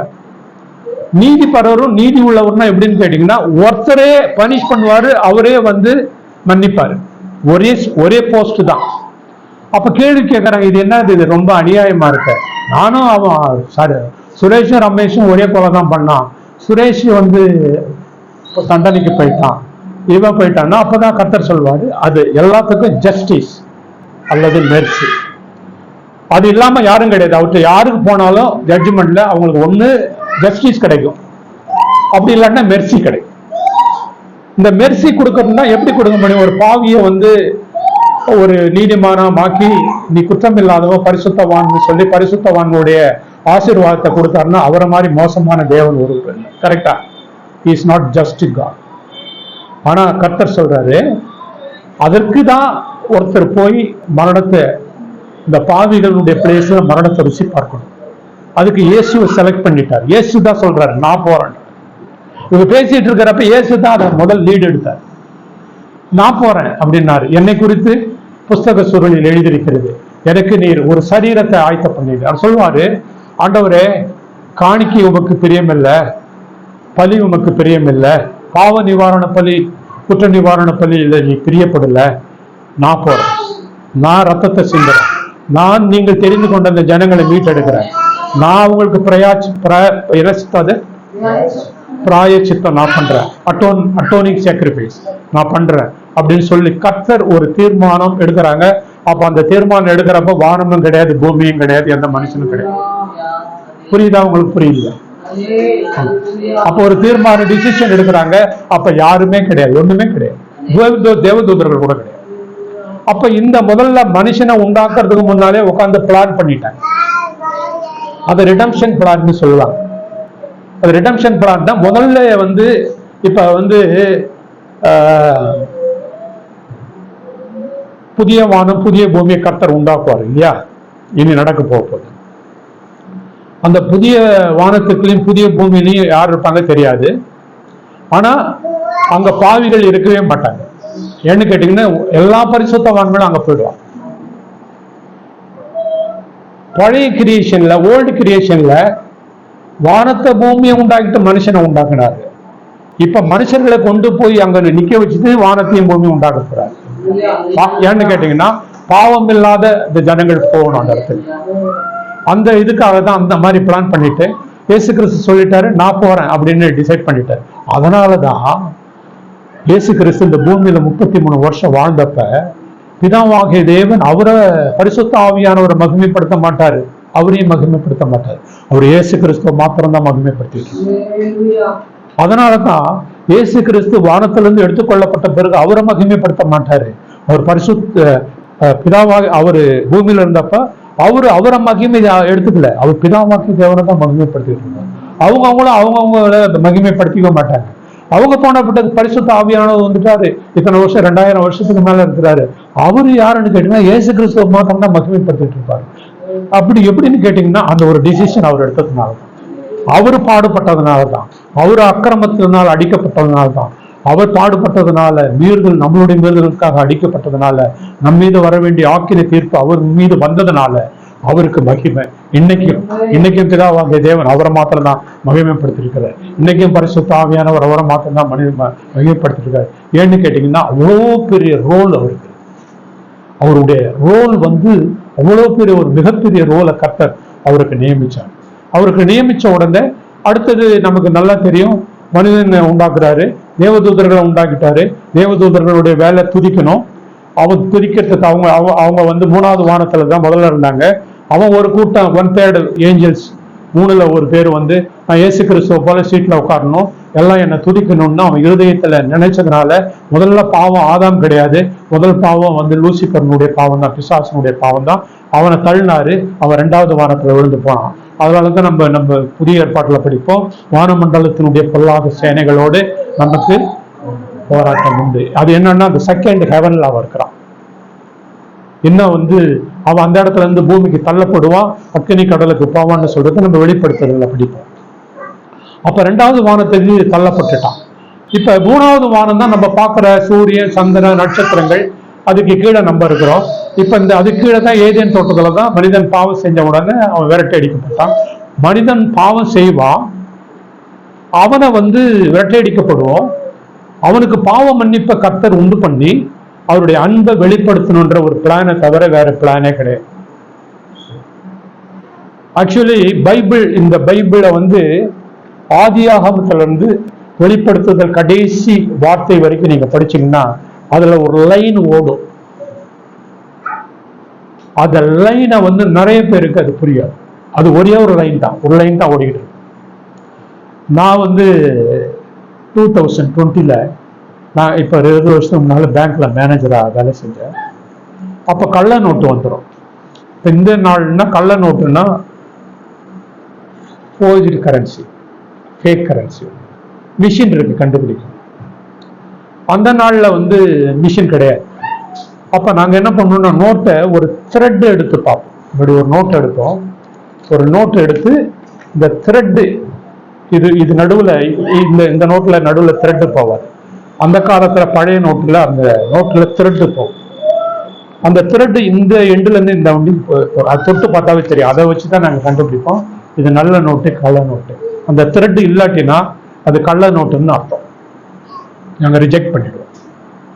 அது மாதிரி இந்த பைபிளில் ஒரு த்ரெட்டு ஓடும். அந்த த்ரெட்டை கண்டுபிடிக்கலன்னா போச்சு. அதை நிறைய பேர் கண்டுபிடிக்கல. அது என்னன்னா இயேசு கிறிஸ்துவ மாத்திரம் தான் சொல்லிட்டு வருது. அது வேற யாரையுமே குறித்து சொல்லலை. இயேசு கிறிஸ்துவையும் அவருடைய ரட்சிப்பையும் அவருடைய ராஜ்யத்தையும் தவிர இந்த பைபிள் சொல்லவே இல்லை. ஆதியாகமத்து வெளிப்படுத்தல் வரைக்கும் ஒண்ணுதான், அதான் த்ரெட்டு. இந்த த்ரெட்டை புரியாதவங்க தான் எம்மாவூர் சீஷர்கள். அவங்க நடந்து போயிட்டு இருக்கிறப்ப 2 பேர் நடந்து போயிட்டு இருப்பாங்க. இயேசு அடிக்கப்பட்டுருவாரு.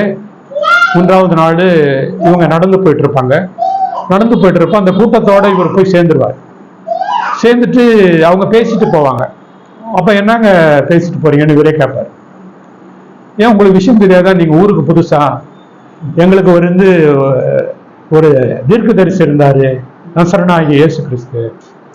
அவர் எங்களை காப்பாற்றுவாரு, ரோம சர்க்கார்ல இருந்து காப்பாற்றுவாரு, எங்களுக்கு ராஜ்யத்தை அவங்கள்ட்ட இருந்து பிடுங்கி கொடுத்துருவாருன்னு நாங்க நம்பணும். அவரை அடிச்சுட்டாங்க, அவரை அடக்கம் பண்ணிட்டாங்க. இன்னைக்கு எங்க கூட்டத்துல இருக்கிற ஒருத்தங்க சொல்றாங்க இல்ல அவர் உயிரோடு எழுந்துட்டாருன்னு.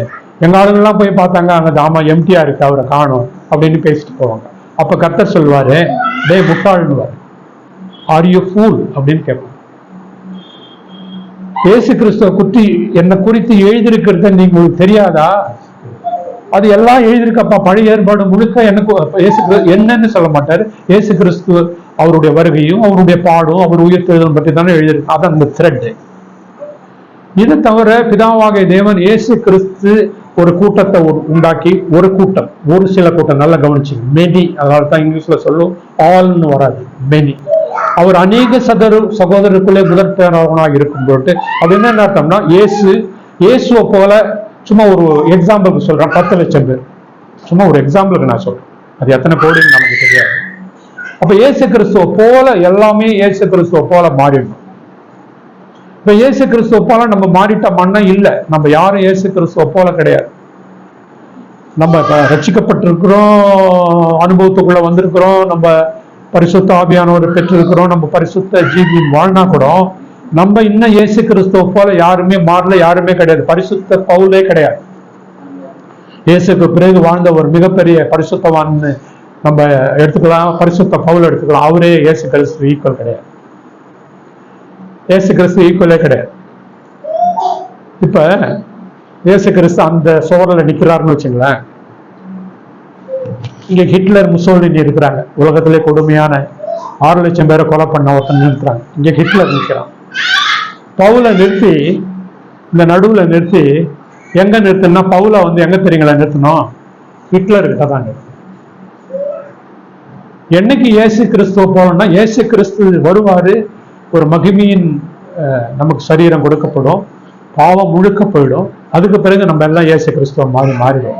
அதனால்தான் நான் யோவான்ல நம்ம படிக்கிறப்ப, இப்பொழுது கண்ணாடியில பார்க்கறது போல முகமுகமா பார்க்கிறோம், ஒரு இமேஜ் தெரியுது. ஆனா நேருக்கு நேர் பார்க்கிறப்ப அவர் இருக்கிற வண்ணமாய் நாம் இருப்போம். இப்படிப்பட்ட சிந்தனை உள்ளவன் எவனும் தன்னைத்தானே பரிசுத்தம் பண்ணிக் கொள்ளுகிறான். அப்ப யாருமே இன்னைக்கு புதிய ஏற்பாட்டுல இந்த நிமிஷம் வரைக்கும் யாருமே பெர்ஃபெக்ட் கிடையாது. அதான் முக்கியம். யாருமே வந்து பெர்ஃபெக்டே கிடையாது. அப்படி யாராவது பெர்ஃபெக்ட்னு சொன்னாங்கன்னா அவங்க பொய். நீங்க அதை நம்ப வேணா, அது 100% அது பொய். யாருமே பெர்ஃபெக்ட் கிடையாது. ஏன் கிடையாதுன்னு இன்னும் அந்த பெர்ஃபெக்ஷன் ப்ராசஸ் ஸ்டார்ட் ஆகிட்டு இருக்கு, இன்னும் முடியல. அதுக்குதான் இப்போ வரேன், அந்த பாயிண்ட்டுக்கு தான் நம்ம வரப்போறோம். இப்ப அவன் விழுந்துட்டான், பாவம் செஞ்சுட்டான். பாவம் செஞ்ச உடனே பாவம் வந்துருச்சு, மரணம் வந்துருச்சு. கரெக்டா? இப்ப இயேசு கிறிஸ்து வந்துட்டார். இப்ப இயேசு கிறிஸ்து வந்துட்ட பிறகு, இயேசு கிறிஸ்து மரணத்தை ருசி பார்த்த பிறகு, ரட்சிப்பை கொடுத்துட்ட பிறகு நீதிமான் ஆக்கி விட்டுருக்கிறாரு. இப்ப நம்மள இன்னும் நம்ம பரிசுத்தவான ஆள நம்ம நீதிமான் ஆக்கப்பட்டிருக்கிறோம், அவ்வளவுதான். இந்த நீதிமானுக்கு ஆன பிறகுதான், அதுக்கு பிறகுதான் குளோரிபிகேஷன் வரும். இதைத்தான் அவர் சொல்லுவாரு, அவருடைய முன்னறிவின்படி எவர்களை முன்குறித்தாரோ அவர்களை அழைத்தார். எவர்களை அழைத்தாரோ இதான் ஸ்டெப். அவருடைய முன்னறிவின்படி எவர்களை முன்குறித்தாரோ அதுதான் வந்து ப்ரீடெஸ்டினேஷன். எதுக்கு ப்ரீடெஸ்டினேஷனா? இயேசு கிறிஸ்துவ போல மாத்துறது தவிர வேற ஒண்ணுமே கிடையாதுங்க. சிம்பிளா சொல்ல போனா வேற ஒண்ணுமே கிடையாது. காஸ்பல் என்ன சொல்லுதுன்னு கேட்டீங்கன்னா, எல்லாரும் இயேசு கிறிஸ்துவ போல மாறணும், அவருடைய வருகையில் எடுத்துக்கொள்ளப்படணும்ன்றது தவிர வேற ஒண்ணுமே சொல்லல. அவர் சொல்லாததை இப்ப சொல்லிட்டாங்க. இந்த பிரச்சனை அங்கதான் ஸ்டார்ட் ஆயிடுச்சு. இதனுடைய இன்டென்ஷன் என்னன்றத புரியாம இவங்க என்ன பண்ணிட்டாங்க, சொல்லிட்டாங்க. இப்ப வரும். எப்படி இந்த செலக்ஷன் எப்படி வருதுன்னா, ஃபர்ஸ்ட் செலக்ட் பண்ணிட்டாரு, உலகம் உண்டாவதுக்கு முன்னாலே கண்டுபிடிச்சிட்டாரு. இப்ப அழைக்கணும், அடுத்தது அழைக்க போறாரு. இப்ப அழைச்சிட்டு அடுத்தது அவர்களை வந்து நீதிமானாக்கணும், அப்புறம் மகிமைப்படுத்தணும். ரோமர் 8வது அதிகாரம் 30வது வசனத்தை படிங்களா?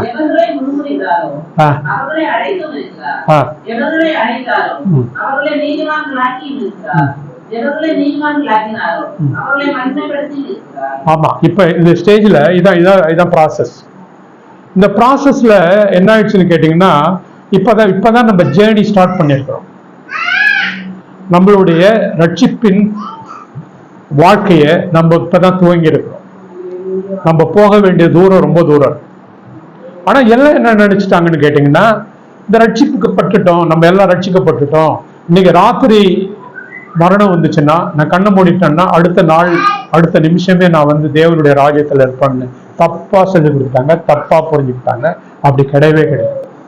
ரட்சிப்புன்னு கேட்டீங்கன்னா நம்ம என்ன சொல்லுவோம், ரட்சிக்கப்பட்டீங்களான்னா ஆமாங்க ரட்சிக்கப்பட்டேன். எப்பங்க? நான் 10 வருஷத்துக்கு முன்னாடி ரட்சிக்கப்பட்டேன். ரட்சிப்புன்றது என்னன்னு கேட்டீங்கன்னா இவங்களுக்கு புரியவே இல்லை. ஓகே, ரட்சிப்புன்றது என்னன்னு நம்ம புரிஞ்சுக்கிட்டோம்னா, ரட்சிப்புன்னா என்ன, எதுக்காக ரட்சிக்கப்படுறோம், அதனுடைய அப்ஜெக்டிவ் என்ன, அதனுடைய எண்டு என்ன, அதை தான் நம்ம சொல்ல போறோம். பழைய ஏற்பாட்டுல கடைசி தீர்க்கதரிசி மல்கியா தீர்க்கதரிசி. கடைசி தீர்க்க தரிசனம் 1 4வது அதிகாரம் கடைசி வசனம், அதான் கடைசி தீர்க்க தரிசனம். அவர் என்ன சொல்றாரு, அந்த கடைசி தீர்க்க தரிசன, நான் எலியாவை அனுப்ப போறேன், எலியானா யோவான் ஸ்நானன், ஜான் பேப்டிஸ்ட். அவன் பிள்ளைகளுடைய இருதயத்தை பிதாக்கள் இடத்துல திருப்புவான், பிதாக்களுடைய இருதயத்தை பிள்ளைகள் இடத்த திருப்புவான். இப்படி திருப்பலன்னா I will smite to the nation with land with கர்ஸ்னுவான். நான் சாபத்தினால் அடிப்பேன். அதான் கடைசி தீர்க்க தரிசன வாசனம். நான் சாபத்தினால் அடிப்பேன்னு சொன்னதான் கடைசி தீர்க்க தரிசியினுடைய கடைசி தீர்க்க தரிசன புஸ்தகம், கடைசி தீர்க்க தரிசன வாசனம். அதுக்கு பிறகு 360 வருஷத்துக்கு எந்த தீர்க்க தரிசி வசனமும் இல்லை, எந்த தீர்க்க தரிசனமும் சொல்லப்படுது. எல்லாம் எதிர்பார்த்துட்டு இருக்காங்க, யாராவது தீர்க்க தரிசி வரமாட்டாரான்னு எதிர்பார்த்துட்டு இருக்காங்க. அப்ப தீர்க்க தரிசி வரல. அப்ப தீர்க்க தரிசன வார்த்தை மட்டும் வந்தது. யோசேப்புக்கு அவருடைய கனவுல, அவருடைய சொப்பனத்துல தேவதூதன் சொல்றாரு, மரியாள் ஒரு குமாரனை பெறுவாள், அவருக்கு இயேசு என்று பெயரிட வேண்டும், ஏனெனில் அவர் எல்லாருடைய பாவங்களிலிருந்து மீட்டுக் கொள்வார், ரட்சிப்பார்னு சொல்ல அவர் படிங்க. இப்ப அதை படிங்க. மத்தேயு 1வது அதிகாரம் 21வது வசனம். அதான் புதிய ஏற்பாட்டு நாட்களுக்கு புதிய ஏற்பாட்டு புத்தகத்துல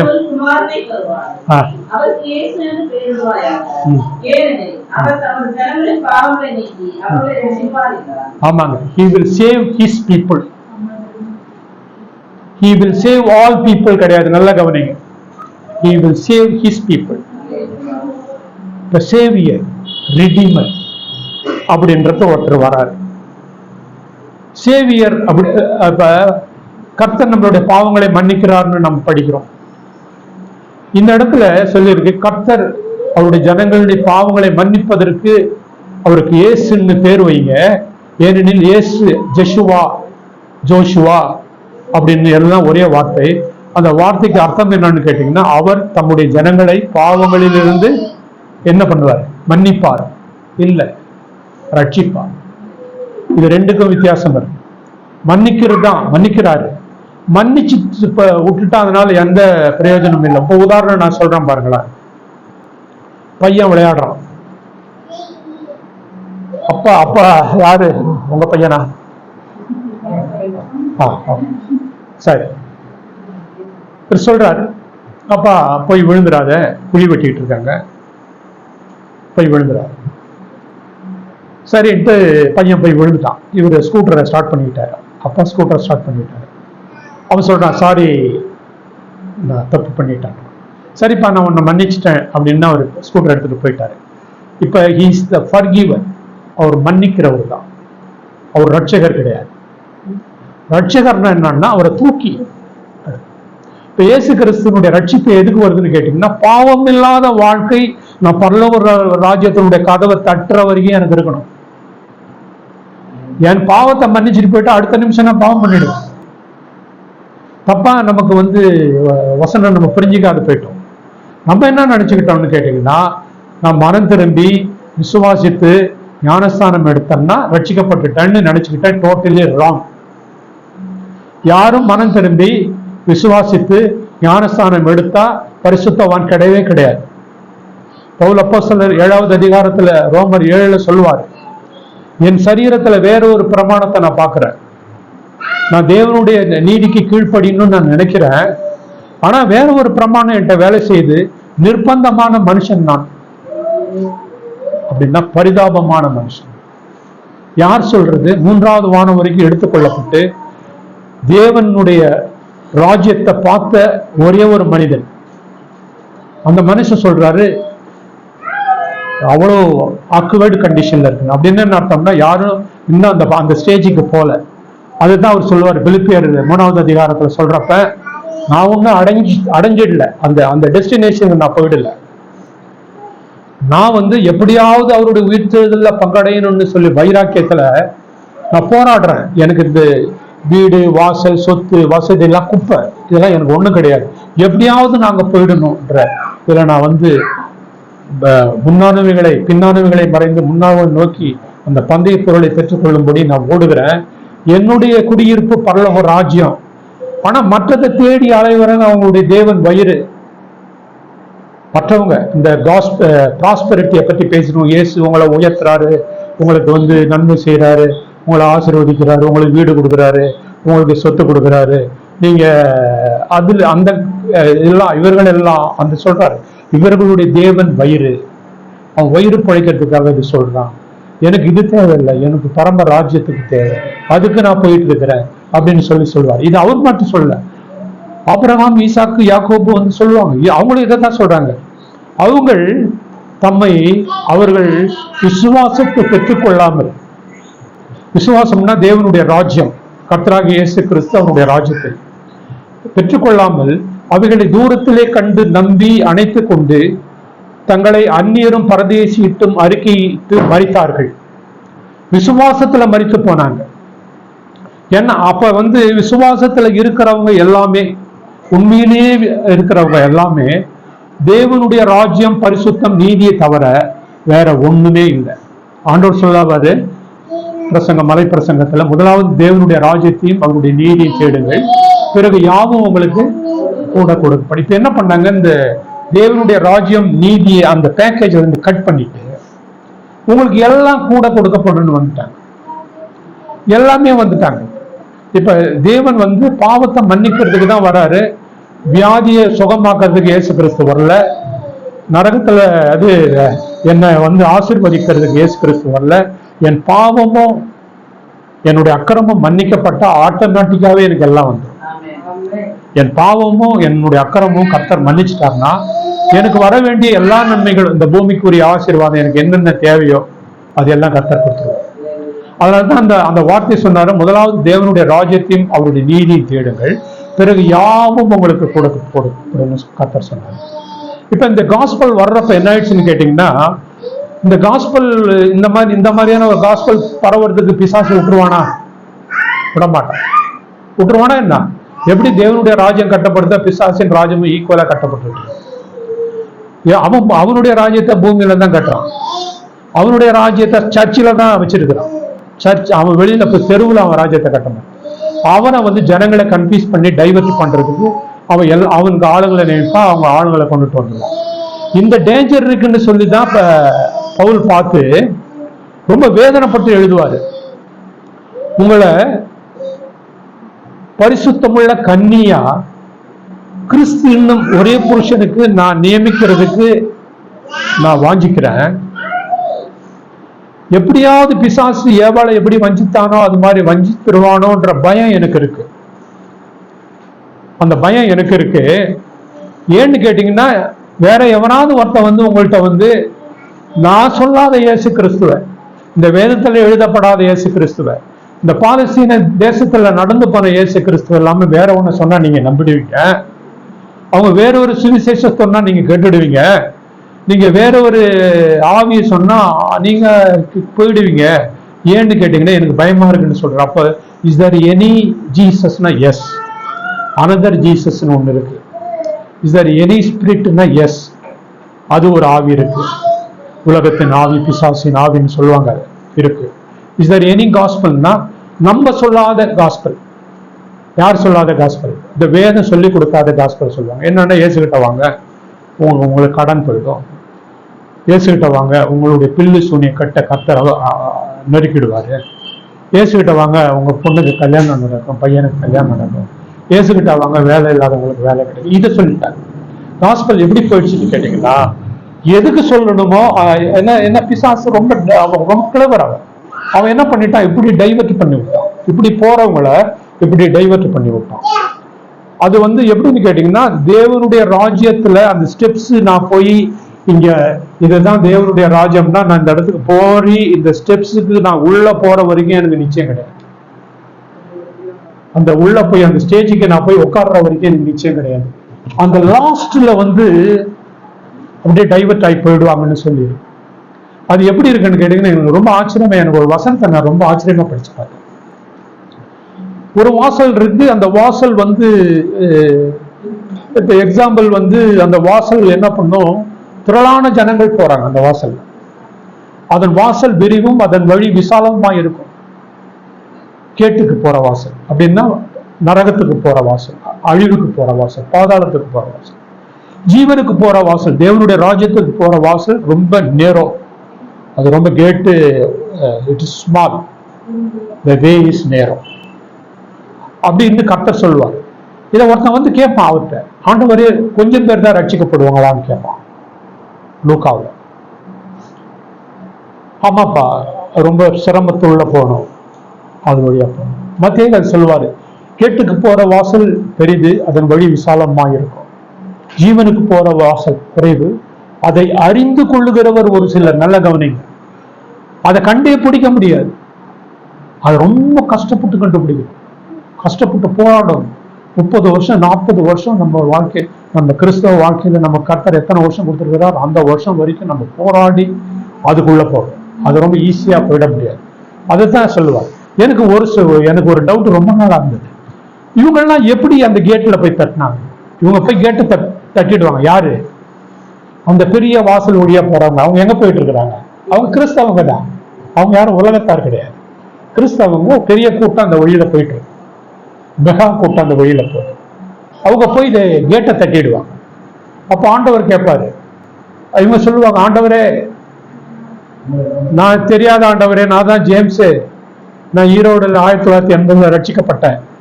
உமது நாமத்துல நான் தீர்க்க தரிசனம் சொன்னேன். இந்த சர்ச்சி மெம்பர் நானு, Assembly of God church member நானு. நான் சும்மா புரியறதுக்காக சொல்றேன். ஜேம்ஸ் அசம்பிளி தெரியாது, சும்மா புரியறதுக்காக எக்ஸாம்பிளோட சொல்றேன். உமது நாமத்துல நான் தீர்க்க தரிசனம் சொன்னேன்.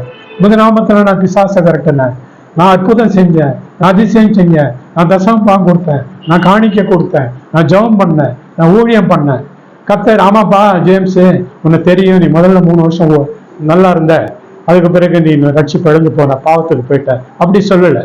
அவர் என்ன சொன்னாரு? I never knew you. ஆமா, I never knew you அப்படின்னா முதல்ல இருந்தே தெரியாதுன்றார். எனக்கு ஒரு ரொம்ப நாள் இந்த டவுட், இவங்க எப்படி அந்த கேட்டை போய் தட்டுனாங்க? எந்த கேட்டை? பரலோகத்தினுடைய கேட்டை. இவங்க எங்க போறவங்க? ஆமா, இவங்க வந்து அழிவுக்கு போயிட்டு இருக்கிறவங்க, பாதாளத்துக்கு போயிருக்கிறவங்க. இவங்க எப்படி அந்த கேட்டுக்கு போனாங்க? எனக்கு ரொம்ப நாளா ஒரு சந்தேகம். என்னுடைய சந்தேகத்தை நிவர்த்தி பண்றதுக்கு ஒரு ஒரு நல்ல பரிசுத்தவான், 17ஆவது நூற்றாண்டுல வாழ்ந்த ஒரு பரிசுத்தவான், அவர் பேர் ஜான் புனியன். அவர் பேர் நீங்க வந்து ஜான் புனியன். அவர் என்ன பண்ணாருன்னு கேட்டீங்கன்னா, பிரசங்கம் பண்ணான்ற ஒரே காரணத்துக்காக 12 வருஷம் ஜெயில இருந்தார். பிரிட்டன்ல, அவர் இங்கிலாந்துல அவர் ஜெயில போட்டாங்க. 12 வருஷம் ஜெயில இருந்தார். அந்த 12 வருஷம் ஜெயில இருந்துட்டு, அந்த ஜெயில இருந்தப்ப அவர் எழுதின புக்கு ஒரு 60க்கும் மேற்பட்ட புக்கு எழுதினார். அவர் படிக்கல, அவர் வந்து டிங்கரிங் வேலை செய்யறாரு. டிங்கரிங் வெல்டிங் கம்பெனியில டிங்கரிங் வேலை செய்யறாரு. ஒரு டிங்கரிங் வேலை செஞ்ச மனுஷன் அவ்வளவு பெரிய ஒரு புக்கை எழுதி இந்த உலகமே வியந்து பார்க்குதுன்னு கேட்டீங்கன்னா, அது எப்படி எழுதியிருக்க முடியும்னா, தேவன் தவிர எழுதிருக்க முடியாது. அந்த புக்கை நான் படித்தேன். அந்த புக்கை படித்தப்ப அப்படியே நான் அப்படியே ஷாக் ஆகிட்டேன். நான் அதை படிச்சுட்ட உடனே எனக்கு புரியல. அதுல தான் அவர் எழுதுறாரு, பரலோக ராஜ்யத்துக்கு இங்க போயிட்டு இந்த கேட்டுக்கு போயிட்டு இந்த இடத்துல அப்படி போயிட்டோம்னா அது நரகத்துக்கு போயிடுமா அப்படின்னு நம்ம என்ன எழுதுறாருன்னா, பரலோக ராஜ்யம் போய் சேர்ற வரைக்கும் உங்களுக்கு வந்து கேரண்டி கிடையாது. நீங்க பரலோக ராஜ்யத்துல உள்ள போற வரைக்கும் கேரண்டி கிடையாது, யாருக்குமே கிடையாது.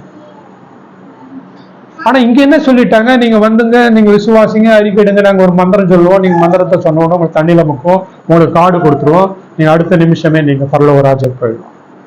இதுதான் வந்து அனதர் காஸ்பல், இதுதான் அனதர் ஜீசஸ்.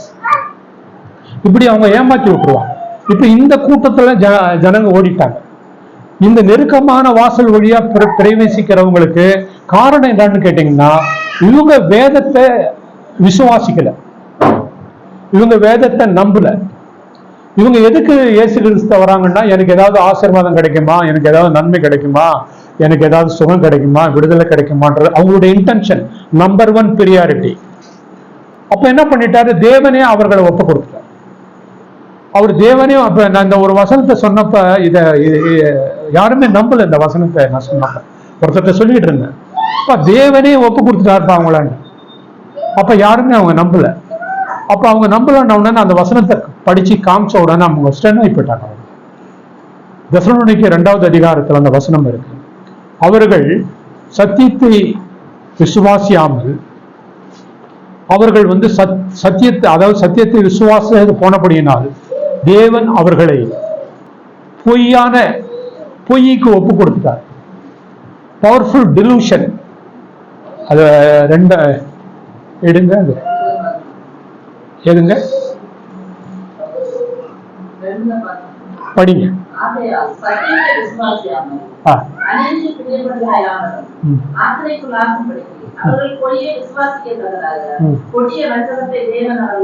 ஆமாங்க. இப்ப யாரு அனுப்பிச்சது?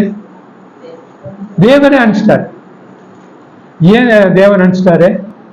நான் வந்து ஒருத்தர் பொய் பேசுவாரு, அது ஒரு கூட்டம், பொய் கூட்டமா இருக்கும், அது ஒரு சர்ச்சு.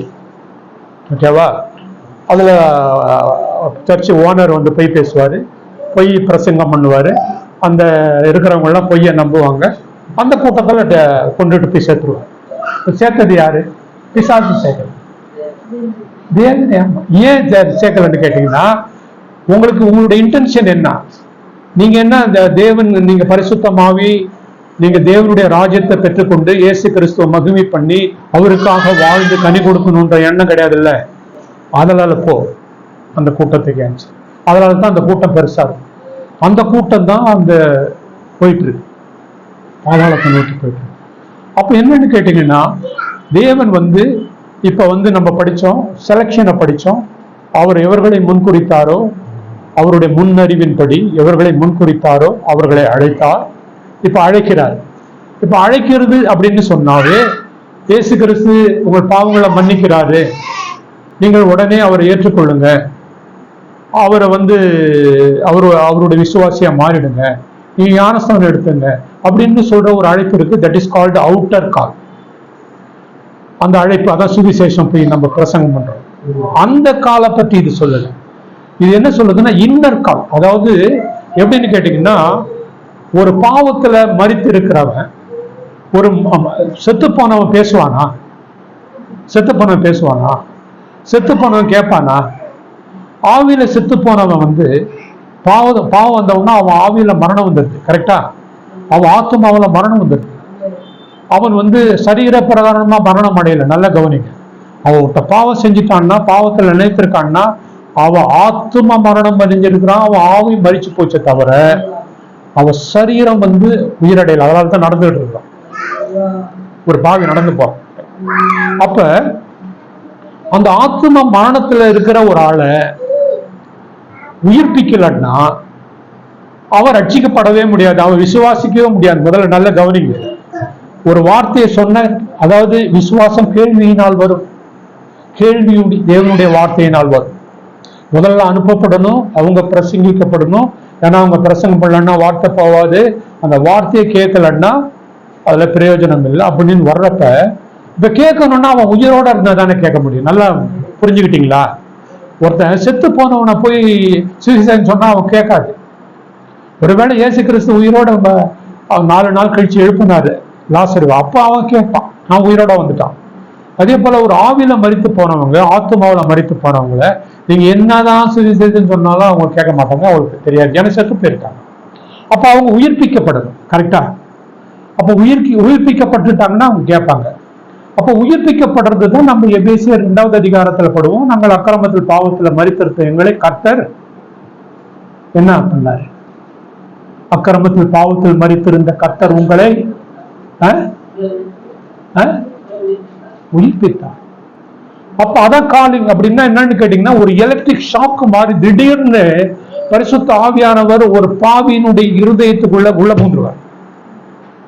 அதுதான் born again சொல்லுவாங்க, ரீஜெனரேஷன் சொல்லுவாங்க இங்கிலீஷ். ஓகேவா? அது என்னன்னு கேட்டீங்கன்னா, திடீர்னு அவங்களுக்கே தெரியாம ஒரு எண்ணம் வந்துடும். அது இயேசு பரிசுத்த ஆவியானவர் கொடுத்தாருன்னு அவங்களுக்கு உயிரடைஞ்சிருவாங்க. இப்ப போய் அவங்களுக்கு ஒரு வசனத்தை சொன்னீங்கன்னா அவங்க கேட்டுருவாங்க. இப்ப அவங்க சொன்னீங்கன்னா அவங்க வார்த்தைக்கு கீழ்படிஞ்சிருவாங்க. அப்ப என்னன்னு கேட்டீங்கன்னா, அந்த காலிங்ல வந்து எதுக்குன்னு கேட்டீங்கன்னா, அந்த இன்னர் காலிங் எல்லாத்துக்கும் கிடையாது. திடீர்னு அதனாலதான் ஒரு வீட்டுல ஒருத்தர் ரட்சிக்கப்படுவாங்க, மீதி எல்லாம் ரட்சிக்கப்பட மாட்டாங்க. எப்படி அது? ஒரு வீடே ரட்சிக்கப்படணும், ஒருத்தர் தானே ரட்சிக்கப்பட்டிருக்காங்கன்னா அந்த இன்னர் காலிங் வரணும். இந்த இன்னர் காலிங் வரணும், வந்தாதான் உயிரடையும். உயிரடைஞ்சாதான் தேவனுடைய வார்த்தையை நம்புவான். சோ எவர்களை முன்குறித்தாரோ அவர்களை அழைத்தார்.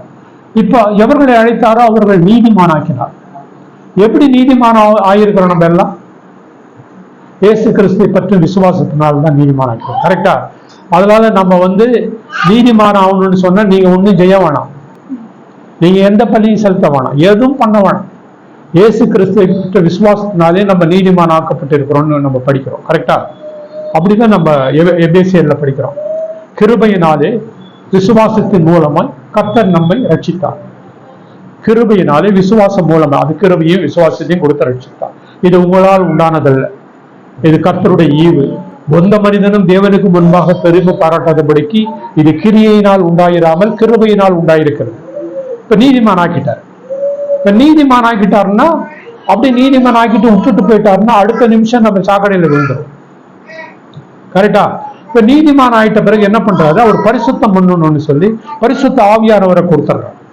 இப்ப பரிசுத்த ஆவியானவர் வந்துட்ட பிறகுதான் அவர் ஒருத்தர் தான் பாவத்தை குறித்து, நீதியை குறித்து, நியாயத்திற்கு குறித்து நடத்த முடியுமே தவிர வேற யாராலையுமே நடத்த முடியவே முடியாது.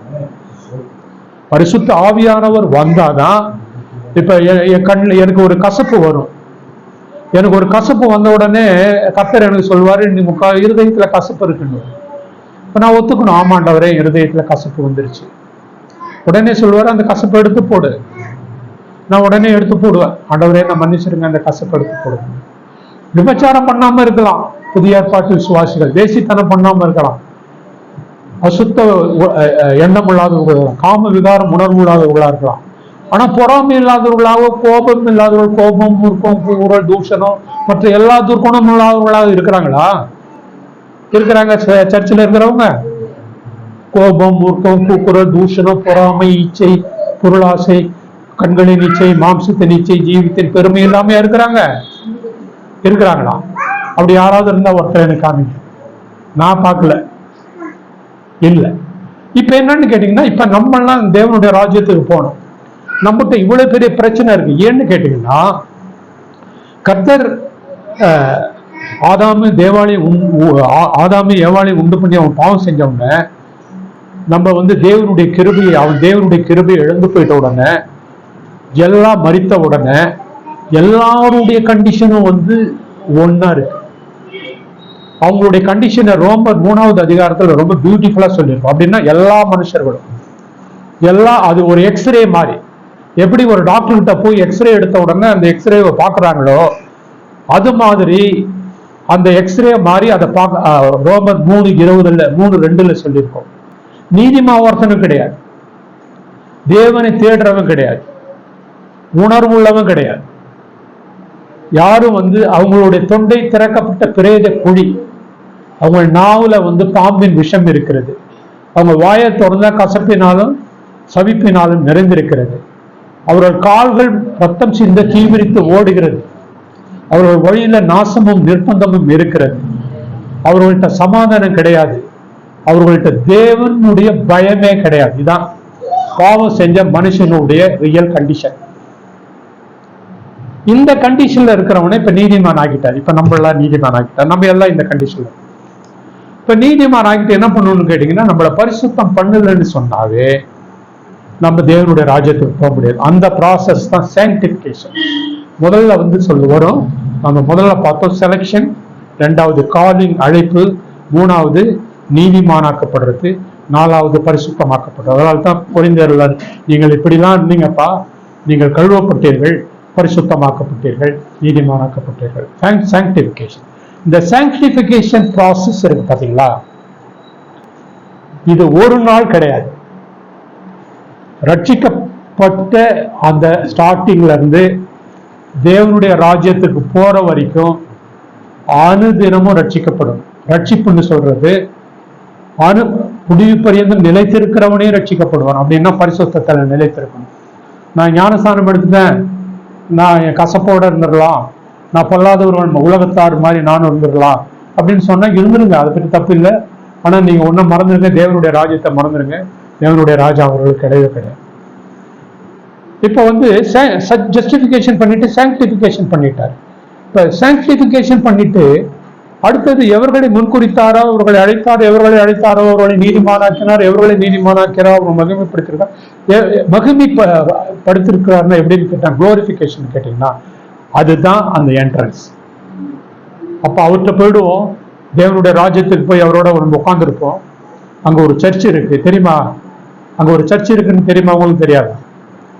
முதற் பேரானவருடைய சபை, அவருடைய புஸ்தகத்திலே ஜீவ புஸ்தகங்களுடைய பேர் எழுதப்பட்டவருடைய முதற் பேரானவருடைய சபை. அது எபிரேயர்ல வரும். அவர் சொல்லுவார், நாங்க தொடர மலைக்கு வரலப்பா, இருள் மந்தாரத்துக்கு நாங்க வரல, அந்த இடத்துக்கு நாங்க வரல, அக்கினி கிட்ட நாங்க வரல, நாங்க ஆயிரக்கணக்கான தேவதூதர்கள்ட்ட வந்திருக்கிறோம். அங்க முதற் பேராளருடைய சர்வ சங்கம் அங்கே சபையினிடத்திற்கு வந்திருக்கோம். புதிய எருசலேம்ல இருக்குது. புதிய எருசலேம்ன்றது பரலோக ராஜ்யத்துல அந்த சிட்டிக்கு பேர் புதிய எருசலேம், நியூ ஜெருசலேம் இருக்கு. நாங்க அந்த சபைக்கு வந்திருக்கிறோம். பூரணராக்கப்பட்ட ஆவிகளின் இடத்துல வந்திருக்கிறோம். அதை செயின்ட், பரிசுத்தமாக்கப்பட்ட செயின்ட் கிட்ட நாங்க வந்திருக்கிறோம். அவங்க நாங்கள் புதிய உடன்படிக்கையின் மத்தியஸ்தராக இயேசு கிறிஸ்து கிட்ட வந்திருக்கிறோம். எல்லாரையும் நியாயம் இருக்கிற பிதாவாக தேவனிடத்துல வந்திருக்கிறோம்னு அதை நம்ம படிக்கிறப்ப அங்க ஒரு சர்ச் இருக்கிறது. அங்கதான் நம்ம பார்ப்போம். அதை வெளிப்படுத்தல நம்ம படிக்கிறப்ப நமக்கு அங்க கண்ணீர் கிடையாது, அங்க வேதனை கிடையாது, அங்க எந்த பிரச்சனையும் கிடையாது. தேவனை போல மாறிடுவோம், சந்தோஷமா இருப்போம். அங்க சூரியன் கிடையாது, சந்திரன் கிடையாது, அவரே வெளிச்சமாக இருப்பார். அப்ப அந்த அந்த அந்த அனுபவம் தான் குளோரிபிகேஷன். இப்ப நம்ம முதல்ல பார்த்தோம், அழைப்பு முன்குறிக்கப்படுறது, அடுத்தது அழைக்கிறது, அடுத்தது நீதிமானாவது, பரிசுத்தமாக்கப்படுதல், அடுத்தது பரிசுத்தமாக்கணும்னா தேவனுடைய ராஜ்யத்துக்கு போறோம். கரெக்டுங்களா? இதுதான் ப்ராசஸ். இந்த ப்ராசஸ் ரட்சிப்புன்னு சொல்றது ஒரு பாஸ்ட் டென்ஸ்ல வரல. அதாவது நான் ரட்சிக்கப்பட்டேங்கன்னு சொல்ல, ரட்சிப்பு 3 டென்ஸ்ல கர்த்தர் சொல்லியிருக்கிறார். ரட்சிப்பு குறித்து 3 டென்ஸ்ல சொல்லியிருக்கிறாரு. அதை கண்டிப்பா படிக்கணும். அதை எடுங்க, வசனத்தை எடுங்க. பாஸ்ட் டென்ஸ்ல சொல்லியிருக்கிறது,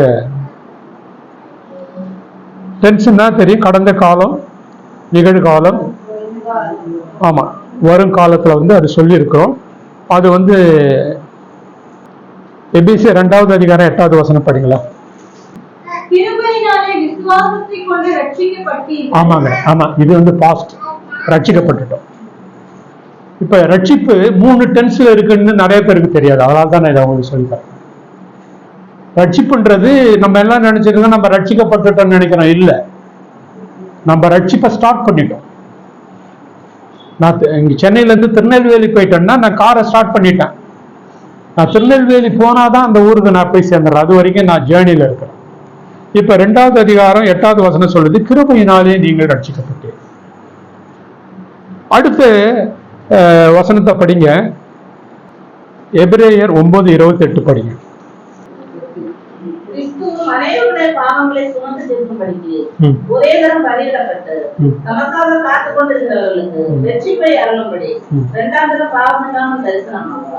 அது ஃபியூச்சர், அது ஃபியூச்சர். இப்ப நான் சொன்னது ஃபியூச்சர். அவர் வரப்போறார், ரட்சிப்பு வரப்போகுது. இப்ப ரட்சிக்கப்பட்டுட்டோம் பார்த்தோம். அவர் ரட்சிக்கிறார்னு சொல்லி இதுல வரும், கொரிந்தியர்ல அதாவது 1 கொரிந்தியர் 2வது அதிகாரம் இடம். சரி, நம்ம அதை தேடிக்கலாம், டைம் வேஸ்ட் பண்ண வேணாம். ரட்சிப்புன்னு சொல்றது present tense, past tense, future tense. நம்மளை ரட்சித்து கொண்டிருக்கிறார் கர்த்தர், அனுதினமும் ரட்சிக்கப்படுறோம். அடுத்தது ஒரு நாள் உண்டு, அந்த ரட்சிப்பு தான் ஃபைனல் சால்வேஷன். இந்த ஃபைனல் சால்வேஷன் அதுக்கு நம்ம போறோம்.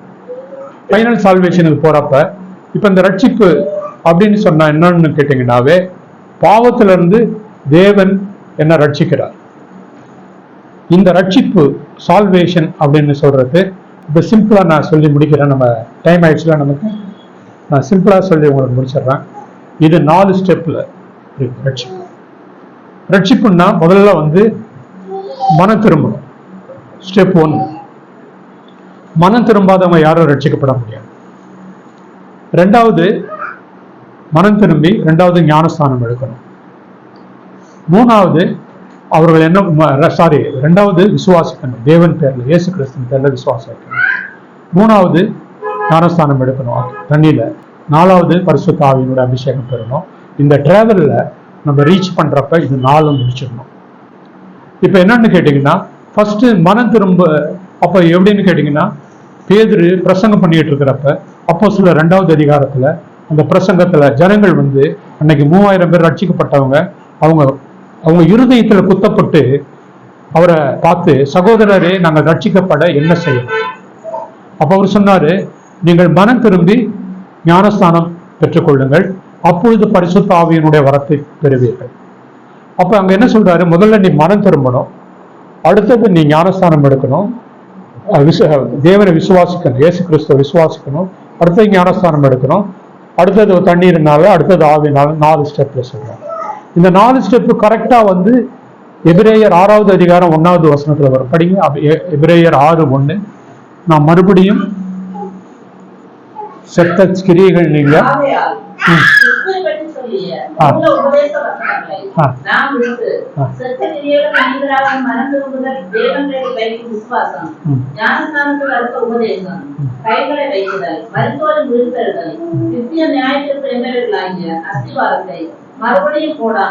ஆமா போதும்.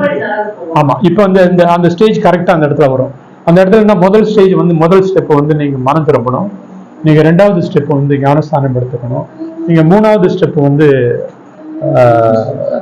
2வது ஸ்டெப் விசுவாசிக்கணும், 3வது ஞானஸ்தானம், பரிசுத்த ஆவியானவர் பெற்றுக்கொள்ளும். கரெக்டா? இப்ப என்ன ஆயிடுச்சுன்னு கேட்டீங்கன்னா, இப்ப நிறைய பேர் மனம் திரும்பாமே வந்து செகண்ட் ஸ்டேஜுக்கு போயிடுவாங்க. அவங்க மனம் திரும்புதல் அப்படின்னு சொன்னா சேஞ்ச் ஆஃப் மைண்ட், அது நடக்கணும். அதாவது நான் பாவி, நான் தேவனுக்கு விரோதமா பாவம் செஞ்சேன், நான் அவருடைய பிள்ளைன்னு சொல்றதுக்கு எனக்கு எந்த அருகதையும் கிடையாது, நான் அதற்காக வேதனைப்படுறேன், நான் துக்கப்படுறேன் அப்படின்ற ஸ்டேஜ் தான் வந்து மனம் திரும்புது. இந்த மன திரும்பி தான் ஒருத்தன் வந்து இளையகுமாரன் வீட்டுக்கு வரான். அவன் என்ன சொன்ன, அப்பா நான் உமக்கு விரோதமாய் வரத்துக்கு விரோதமா நான் பாவம் செஞ்சேன். பாவம்னு சொல்றது தேவனுக்கு விரோதமா செஞ்ச பாவம், அவருக்கு பிரியமில்லாத காரியத்தில் நான் நடந்தேன் அப்படின்ற ஒரு மனஸ்தாபம் படலன்னா, மனம் திரும்பலன்னு சொன்னா ஃபர்ஸ்ட் ஸ்டார்டிங்கே தப்பு. ஸ்டார்டிங்கே அங்க ஃபெயில் ஆகி போச்சு, ஸ்டெப் 1ல ஃபெயில் ஆயிட்டோம். நான் வந்து டாக்டர் ஆகணும்னு சொன்னா முதல்ல நான் நீட் எக்ஸாம் பாஸ் பண்ணணும், அடுத்தது MBBS படிக்கணும், பரீட்சை எழுதணும், ஜூனியர் டாக்டரா பிராக்டிஸ் பண்ணணும், அப்புறம் தான் நான் டாக்டரா வேலை செய்யணும். ஸ்டெப் அதே மாதிரிதான். நான் மனம் திரும்பாமையே நான் வந்து ஸ்டேஜ் நம்பர் 2க்கு போயிடுவாங்க. சில பேர் அவங்கள மனம் திரும்புதல் தெரியாது, அவங்க ஸ்டேஜ் நம்பர் 2க்கு போயிடுவாங்க.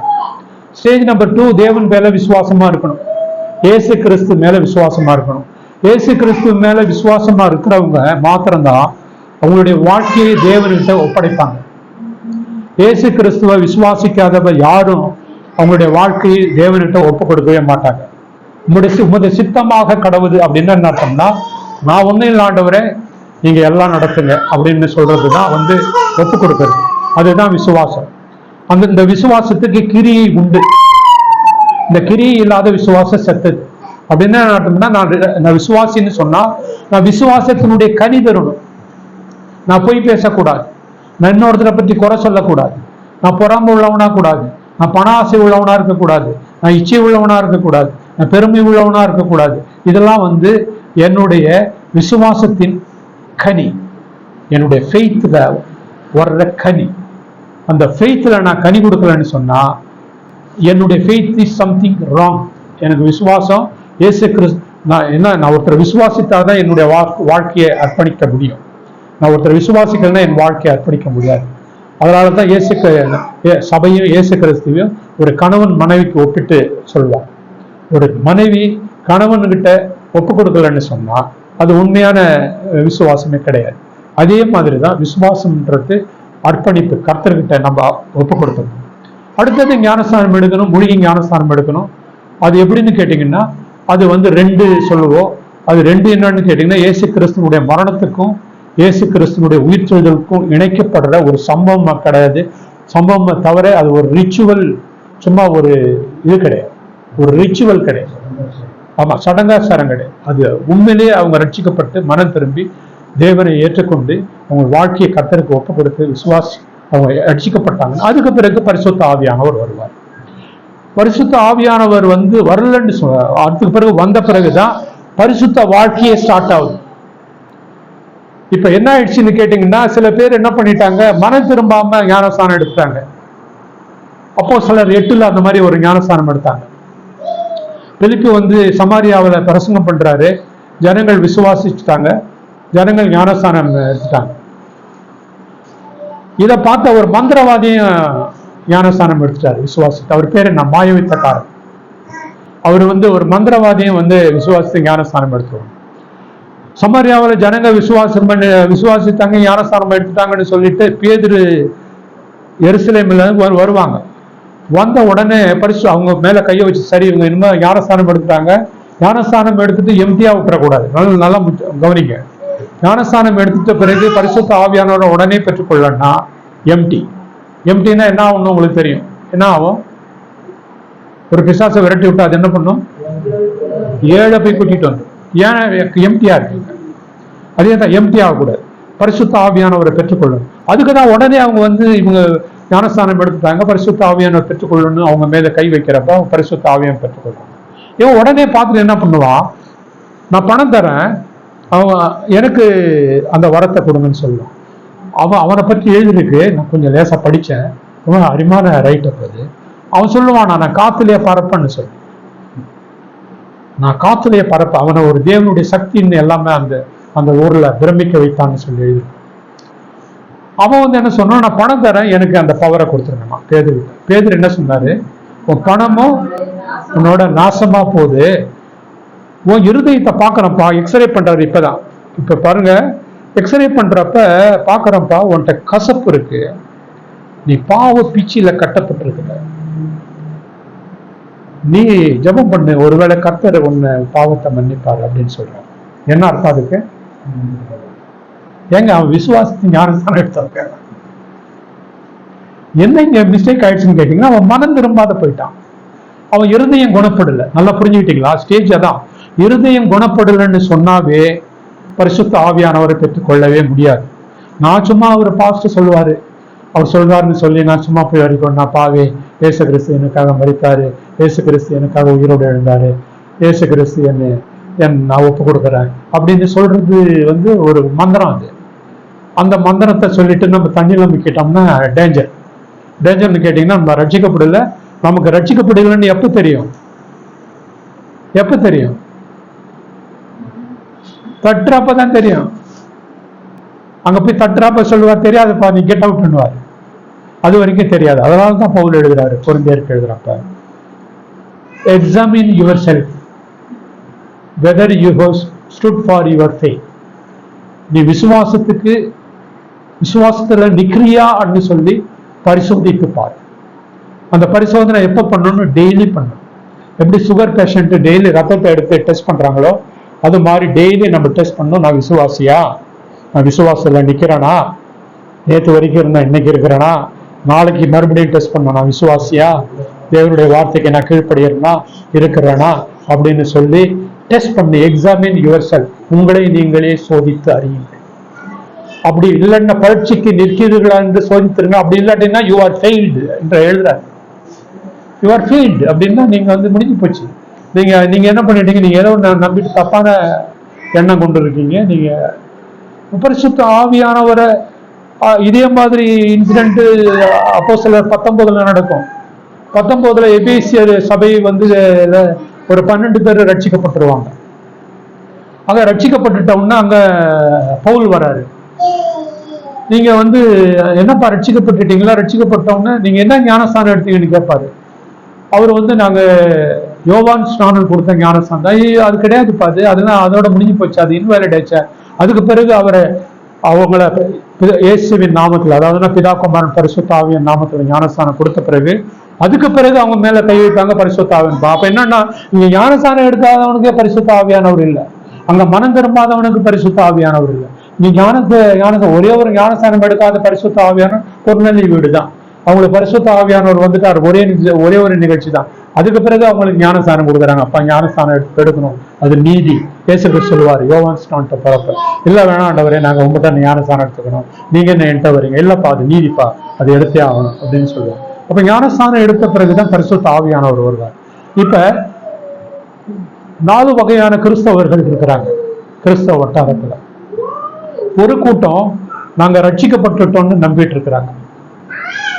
இன்னொரு கூட்டம் நாங்க ரட்சிக்கப்படலைன்னு அவங்க ரட்சிக்கப்படல, அவங்களுக்கே தெரியும் அவங்க ரட்சிக்கப்படலைன்னு. இன்னொரு கூட்டம் அவங்க ரட்சிக்கப்பட்டிருக்காங்க, ஆனா ரட்சிப்பின் அனுபவத்துக்குள்ள வந்தோம்னு தெரியல. 4வது கூட்டம் டேஞ்சர் கூட்டம். அந்த கூட்டம் தான் டேஞ்சர். அவங்க என்ன நினைக்கிறாங்க, ரட்சிக்கப்பட்டுட்டேன்னு சொல்லி தங்களை தாங்களே வஞ்சி ஏமாத்திட்டு இருக்காங்க. அவங்களுடைய நிலைமை ரொம்ப பரிதாபமான நிலைமை. அதனால தான் அவர் சொல்றாரு, இப்பேற்பட்ட ரட்சிப்பை குறித்து நீங்கள் கவலையற்று இருப்பீர்களானால் வரும் தண்டனைக்கு நீ எப்படிப்பா தப்பித்துக் கொள்ள போற, நீ என்ன நினைக்கிற அப்படின்னு சொல்லி சொன்னார். இது ஏன் நான் இதை சொல்றேன்னு கேட்டீங்கன்னா, நான் ஒரு எக்ஸாம்பிள் சொல்றேன், உங்களுக்கு புரிஞ்சுக்கும். என்கிட்ட நிறைய பேர் ஆலோசனை கேட்பாங்க. என்கிட்ட ஒருத்தர் ஃபோன் பண்ணி எனக்கு தெரிஞ்ச ஒரு ஆலோசனை கேட்டார். அவர் கேட்டாரு, எங்க மாமனார் 20 பவுன் நகையை எடுத்துட்டு போயிட்டாரு, பொண்ணுக்கு போட்ட 20 பவுன் நகையை எடுத்துட்டு போயிட்டாரு. அவர்கிட்ட நான் பேசுறது இல்லை, அவர் மேல எனக்கு வருத்தம் இருக்கு, அவரோட நான் ஒப்புரவு ஆக்கணுமான்னு என்ன கேட்டாரு. நான் சொன்னேன், கண்டிப்பா ஒப்புரவு ஆக்கணும் அப்படின்னு சொல்லிட்டாங்க. ஒப்புரவு ஆகணும்னு சொல்லிட்டாங்க. அவர் மாமனார்கிட்ட போயிட்டு மன்னிச்சிருங்க ஒப்புரவாயிட்டார். மாமனாரோட ஒப்புரவாயிட்டார். அவர் சொன்னாரு, நீங்க சொன்னதை நான் தேவனுடைய வார்த்தையா எடுத்துக்கிறேன், போய் ஒப்புரவாயிட்டேன்னு ஒப்புரவாயிட்டார். அவங்க சிஎஸ்ஐ கிறிஸ்டியன் அந்த ஃபேமிலி.